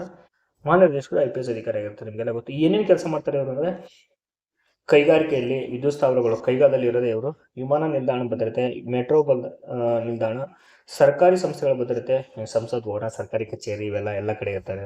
VIP ಭದ್ರತೆ ಮಾಡ್ತಾರೆ. CISFನ ತರಬೇತಿ ಕೇಂದ್ರಗಳು ತೆಲಂಗಾಣದ ಹೈದರಾಬಾದಲ್ಲಿದೆ. ಸೊ KSISF ನೆಕ್ಸ್ಟು ಕರೆದಿದ್ದಾನಲ್ವಾ, KSISF ಯಾರ್ಯಾರು ಓದ್ತಾ ಇದ್ದೀರಾ, ನಿಮ್ಮ ಕೆಲಸ ಏನಪ್ಪ ಅಂದರೆ, ಮೆಟ್ರೋದಲ್ಲೆಲ್ಲ ಇರ್ತಾರಲ್ಲ ಅವರು ಸಿವಿಲ್ ಪೊಲೀಸ್ನವರಲ್ಲ. ಬೇಕಾದ್ರೆ ಎಲ್ಲದು ಹೌದು ಒಂದ್ಸಾರಿ ವಿಡಿಯೋ ಮಾಡಿಬಿಡ್ತೀನಿ ನಾನು, ಏನೇನು ವರ್ಕ್ ಇದೆ ಅನ್ನೋದ್ರ ಬಗ್ಗೆ, ಅದನ್ನ ನೋಡಿ. ನೆಕ್ಸ್ಟು ಪ್ರಸಿದ್ಧ ಬಾಹ್ಯಾಕಾಶ ವಿಜ್ಞಾನಿ UR ರಾವ್ ಜನ್ಮದಿನ March 10. UR Rao March 10. So ದೇಶದ ಮೊಟ್ಟ ಮೊದಲ ಉಪಗ್ರಹ ಆರ್ಯಭಟ 18 ಉಪಗ್ರಹಗಳ ಯೋಜನೆ ಯಶಸ್ವಿಯಾಗಿ ಇವರು ತಗೊಂಡ್ಬರ್ತಾರೆ. UR ರಾವ್ ಉಪಗ್ರಹ ಕೇಂದ್ರ ಎಲ್ಲಿ? ಬೆಂಗಳೂರಲ್ಲಿ. World consumer rights day March 15 ಅಷ್ಟೇ. ಧ್ಯೇಯವಾಕ್ಯ ಯಾವುದು? ಸುರಕ್ಷಿತ ಉತ್ಪನ್ನಗಳು, ಆತ್ಮವಿಶ್ವಾಸ, ಗ್ರಾಹಕರು. ಸೊ ಉತ್ಪನ್ನ ಸುರಕ್ಷತೆ ಇತ್ತಪ್ಪ ಅಂದರೆ ನಾವು ಗ್ರಾಹಕರು ಆತ್ಮವಿಶ್ವಾಸದಿಂದ ಇರ್ತೀವಿ. ಸೊ ಯಾವಾಗ ಸ್ಟಾರ್ಟ್ ಆಯ್ತು ಇದು? 1986 ಗ್ರಾಹಕ ರಕ್ಷಣಾ ಕಾಯ್ದೆ ಡಿಸೆಂಬರ್ 24 ದೇಶಾದ್ಯಂತ ಜಾರಿಗೆ ಬಂತು. ರಾಷ್ಟ್ರೀಯ ಗ್ರಾಹಕರ ದಿನ ಡಿಸೆಂಬರ್ 24. ಕನ್ಫ್ಯೂಸ್ ಮಾಡ್ಕೊಳಬೇಡಿ. ರಾಷ್ಟ್ರದ್ದು ಡಿಸೆಂಬರ್ 24, ಅಂತಾರಾಷ್ಟ್ರದ್ದು ಮಾರ್ಚ್ 15. ಸೊ ನೋಡಿ, ಇದು ನಮ್ದು ಯಾವಾಗ ಜಾರಿ ಬಂತಂದ್ರೆ 1986 ಗ್ರಾಹಕ ರಕ್ಷಣಾ ಕಾಯ್ದೆ 1986 ಡಿಸೆಂಬರ್ 24ರಂದು ಜಾರಿಗೆ ಬರ್ತೈತಿ. ಅದಕ್ಕೋಸ್ಕರ ಇದೆ ಡಿಸೆಂಬರ್ 24ನ ನಾವು ತಗೊಂಡ್ಬರ್ತೀವಿ. ಸೊ ಈ ಕಾಯ್ದೆಯನ್ನು ಕನ್ಸ್ಯೂಮರ್ಸ್ ಮ್ಯಾಗ್ನಾ ಕಾರ್ಟಾ ಅಂತ ಕರೀತಾರೆ. ಇದನ್ನ ಗ್ರಾಹಕರ ಮ್ಯಾಗ್ನಾ ಕಾರ್ಟಾ. ಈ ತರ ಮ್ಯಾಗ್ನಾ ಕಾರ್ಟಾ ಅಂತ ಕ್ವಶನ್ಸ್ ಆಗ್ತಿತ್ತು. ಗ್ರಾಹಕರ ಮ್ಯಾಗ್ನಾ ಕಾರ್ಟಾ ಇದನ್ನ ನೆನಪಿಟ್ಕೊಳ್ಳಿ, ದೇರ್ ಇಸ್ ಚಾನ್ಸಸ್. ಅಂತಾರಾಷ್ಟ್ರೀಯ ಅರಣ್ಯ ದಿನ, international day of forest March 21. Very important. ಅರಣ್ಯಗಳು ಮತ್ತು ಆರ್ಥಿಕ, ಫಾರೆಸ್ಟ್ ಅಂಡ್ ಎಕಾನಮೀಸ್. ಅರಣ್ಯಗಳ ಆರ್ಥಿಕತೆ ನೆನ್ಪಿಟ್ಕೊಬೇಡಿ, ಫಾರೆಸ್ಟ್ ಅಂಡ್ ಎಕಾನಮೀಸ್ ಅಂತ ನೆನ್ಪಿಟ್ಕೊಳ್ಳಿ. ಪ್ರತಿ ವರ್ಷ ಮಾರ್ಚ್ 20 ಅಂತಾರಾಷ್ಟ್ರೀಯ ಅರಣ್ಯ ದಿನ ಅಂತ ಮಾಡ್ತಾರೆ. ಭಾರತದ ಅರಣ್ಯ ಸಂಬಂಧಿ ಸಂಸ್ಥೆಗಳು. ಕೇಂದ್ರೀಯ ಅರಣ್ಯ ಸಂಶೋಧನಾ ಸಂಸ್ಥೆ ಎಲ್ಲಿದೆ? ಸ್ಥಾಪನೆಯಾಗಿದ್ದು 1906, ಸ್ಥಳ ಉತ್ತರಾಖಂಡದ ಡೆಹ್ರಾಡೂನ್. ಇಂದಿರಾ ಗಾಂಧಿ ಅಕಾಡೆಮಿ ಡೆಹ್ರಾಡೂನಲ್ಲಿ ಇದೆ. ಕೇಂದ್ರೀಯ ನಿತ್ಯ ಹರಿದ್ವರ್ಣ ಕಾಡು ಸಂಶೋಧನಾ ಸಂಸ್ಥೆ ಎಲ್ಲಿದೆ? ಕರ್ನಾಟಕದ ಶಿವಮೊಗ್ಗ ಜಿಲ್ಲೆ. ಸೊ ಕೇಂದ್ರೀಯ ನಿತ್ಯ ಹರಿದ್ವರ್ಣ ಕಾಡು ಸಂಸ್ಥೆ central evergreen forest and research institute ಅಪ್ಪ ಎಲ್ಲಿದೆ? ಕರ್ನಾಟಕ ಶಿವಮೊಗ್ಗ. ಆಗುಂಬೆ ಅತಿ ಹೆಚ್ಚು ಮಳೆ ಪಡಿತಾ ಇತ್ತಲ್ಲ ಅವಾಗ ಅದು. ರಾಷ್ಟ್ರೀಯ ಪರಿಸರ ತಂತ್ರಜ್ಞಾನ ಸಂಸ್ಥೆ, ಇದನ್ನು ಕೇಳಿದೆ ಒಂದ್ಸಾರಿ. ರಾಷ್ಟ್ರೀಯ ಪರಿಸರ ತಂತ್ರಜ್ಞಾನ ಸಂಶೋಧನಾ ಸಂಸ್ಥೆ ಎಲ್ಲಿದೆ ಅಂತ? ಮಹಾರಾಷ್ಟ್ರದ ನಾಗಪುರ. ಇದು ಕ್ವಶನ್ ಕೊಡಿ. ಈ ಯಾವುದೋ ವಾಟರ್ ಎಕ್ಸಾಮಲ್ಲಿ ಏನೋ ಕೇಳಿದೆ ನೋಡಿ. ಪರಿಸರ ನಿರ್ವಹಣೆ ಮತ್ತು ನೀತಿ ಸಂಶೋಧನಾ ಸಂಸ್ಥೆ ಎಲ್ಲಿ ಬರುತ್ತೆ ಅಂತ? ಬೆಂಗಳೂರು. ವಿಶ್ವ ಜಲ ದಿನ, water and gender, very important, ಚೆನ್ನಾಗಿದೆ ಇದು. ವಾಟರ್ ಆ್ಯಂಡ್ ಜೆಂಡರ್, ಯಾರಾದರೂ ಮಹಿಳೆಯರ ಬಗ್ಗೆ ಅಥವಾ ವಾಟರ್ ಬಗ್ಗೆ ಏನಾದರೂ ಕ್ವಶನ್ ಕೇಳಿದ್ರೆ ಇದನ್ನು ನೀವು ಯೂಸ್ ಮಾಡ್ಬೋದು. ವರ್ಲ್ಡ್ ವಾಟರ್ ಡೇ ಯಾವಾಗ? ಮಾರ್ಚ್ 22. ಮೊದಲ ರಾಷ್ಟ್ರೀಯ ಮಹೋತ್ಸವ 2020ರಲ್ಲಿ ಆಗಿತ್ತು. ಯಾಕೆ 1990 ವಿಶ್ವಸಂಸ್ಥೆ ಪ್ರತಿ ವರ್ಷ ಮಾರ್ಚ್ ವಿಶ್ವ ಜಲ ದಿನವನ್ನು ಆಚರಣೆ ಮಾಡ್ತೈತಿ?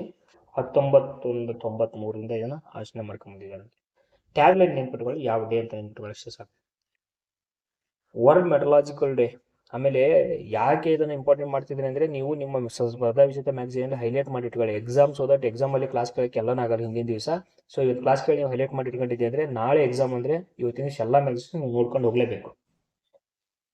ವಿಶ್ವ ಹವಾಮಾನ ದಿನ, ಅಬ್ಸರ್ವಿಂಗ್ ಟುಡೇ ಪ್ರೊಟೆಕ್ಟಿಂಗ್ ಟುಮಾರೋ ಅಂತ ಇದೆ. 1950 ಮಾರ್ಚ್ 23 ವಿಶ್ವ ಹವಾಮಾನ ದಿನ ಇದನ್ನು ಸ್ಟಾರ್ಟ್ ಆಯಿತು. ವಿಶ್ವ ಕ್ಷಯ ರೋಗ, ವರ್ಲ್ಡ್ ಟ್ಯುಬರ್ಕ್ಯುಲೋಸಿಸ್ ಡೇ, ಮಾರ್ಚ್ 24.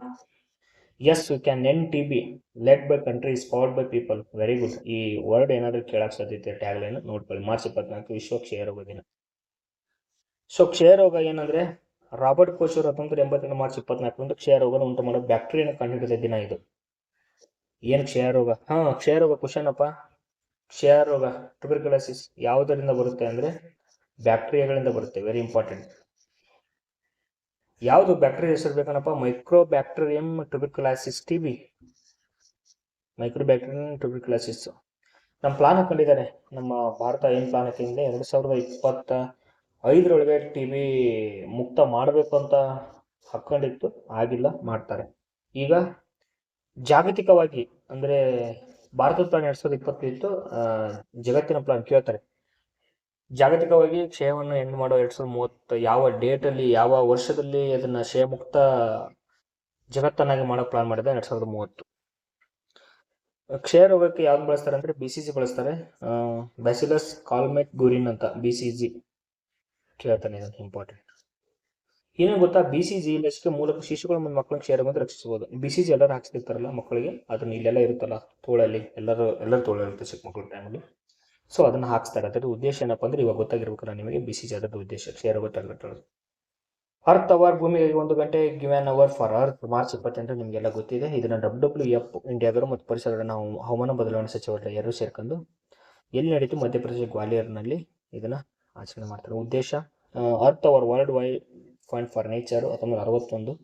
ಇದು ಅಂತಾರಾಷ್ಟ್ರೀಯ ಸರ್ಕಾರೇತರ ಸಂಸ್ಥೆ. ಇದನ್ನು ಲೋಗೋ ಕೇಳಿದ್ದ. ವಿಶ್ವ ಅತಿ ದೊಡ್ಡ ಪರಿಸರ ಸಂರಕ್ಷಣಾ ಸಂಸ್ಥೆ ಆಗಿದೆ. Logo fond ಸ್ವಿಟ್ಜರ್ಲೆಂಡ್ನ ಗ್ರ್ಯಾಂಡ್ಸ್ನಲ್ಲಿದೆ.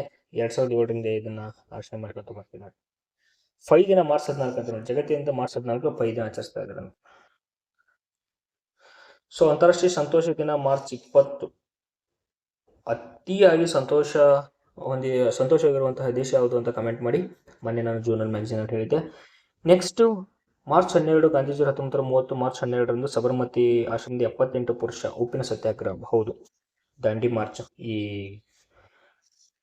ಗಾಂಧಿ ಇಂಪಾರ್ಟೆಂಟ್ ಅಪ್ಪ. ಗಾಂಧಿ ಯುಗ ಏನು ಸ್ಟಾರ್ಟ್ ಆಗುತ್ತಲ್ಲ, ಇವ್ರದ್ದು 1919ಕ್ಕೆ ಬರ್ತಾರೆ. ಬಟ್ ಗಾಂಧಿ ಯುಗ ಸ್ಟಾರ್ಟ್ ಆಗೋದಂತ ನಾವೆಲ್ಲ 1947 ಗಾಂಧಿ ಯುಗ ಏನು ಬರುತ್ತಲ್ಲ ಅದು ಇಂಪಾರ್ಟೆಂಟು. ಮೊದಲು ಯಾವ ಚಳುವಳಿ ಮಾಡಿದ್ದಾರೆ ಅದು ಹಿಸ್ಟ್ರಿಯಲ್ಲಿ ಓದಬೇಕಾದ್ರೆ, ಫಸ್ಟ್ ನೀವು ಓದಬೇಕಾದ್ರೆ ಮಾಡರ್ನ್ ಹಿಸ್ಟ್ರಿ ಓದ್ಕೊಂಡೆ ನಿಮ್ಮೊಂದು KA ಎಕ್ಸಾಮ್ಸ್ಗೆ ಯಾರಾದರೂ ಪ್ರಿಪೇರ್ ಆಗ್ತಿದ್ದಾರೆ ಅಂದರೆ ಫಸ್ಟು ಹಿಸ್ಟ್ರಿ ಓದ್ಕೊಳ್ಳಿ. ಯಾಕೆ ಅಂತ ಬೇಸನ ಪ್ರಿವಿಯಸ್ ಕ್ವಶನ್ ಪೇಪರ್ ಹೇಳ್ತಾ ಇದ್ದೀನಿ. ಅತಿ ಹೆಚ್ಚು ಕ್ವಶನ್ ತೆಗೆಯೋದು ಹಿಸ್ಟ್ರಿಯಲ್ಲಿ, ಅದಕ್ಕೋಸ್ಕರ ಹೇಳ್ತಾ ಇರೋದು. ಸೊ ನಿಮ್ಮ 25 ಪೇಜ್ ಮ್ಯಾಗಝೀನ್ಸು 40 ನಿಮಿಷ 50 ನಿಮಿಷದಲ್ಲಿ ಕವರ್ ಮಾಡಿದೆ. ಸೊ ಪ್ರತಿ ಕ್ಷಣನೂ ಕೂಡ ಪ್ರತಿ ಮ್ಯಾಗಝೀನಲ್ಲಿ ನಾವು ಹೇಳಬೇಕಾದ್ರೂ ಕೂಡ ನಾನು ಅಪ್ಡೇಟ್ ಮಾಡ್ಕೊಂಡು ಕ್ವಶನ್ ಪೇಪರ್ಸು ಯಾವ ರೀತಿ ಏನು KA ಅದನ್ನು ನೋಡ್ಕೊಂಡು ಅಪ್ಡೇಟ್ ಮಾಡ್ತಾ ಇರ್ತೀನಿ ನಿಮಗೆ.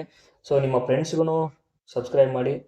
ಅದಾದ ನಂತರ ನಿಮ್ಮ ಫ್ರೆಂಡ್ಸ್ಗೆ ಹೇಳಿ ಸಬ್ಸ್ಕ್ರೈಬ್ ಮಾಡೋಕ್ಕೆ. ಸೊ ನಮಗೂ ಒಂದು ಪ್ರೇರಣೆ ಆಗುತ್ತೆ. ಸೊ ಎಲ್ಲ ಕ್ಲಾಸ್ ಮಾಡೋಣ. So thank you, one and all.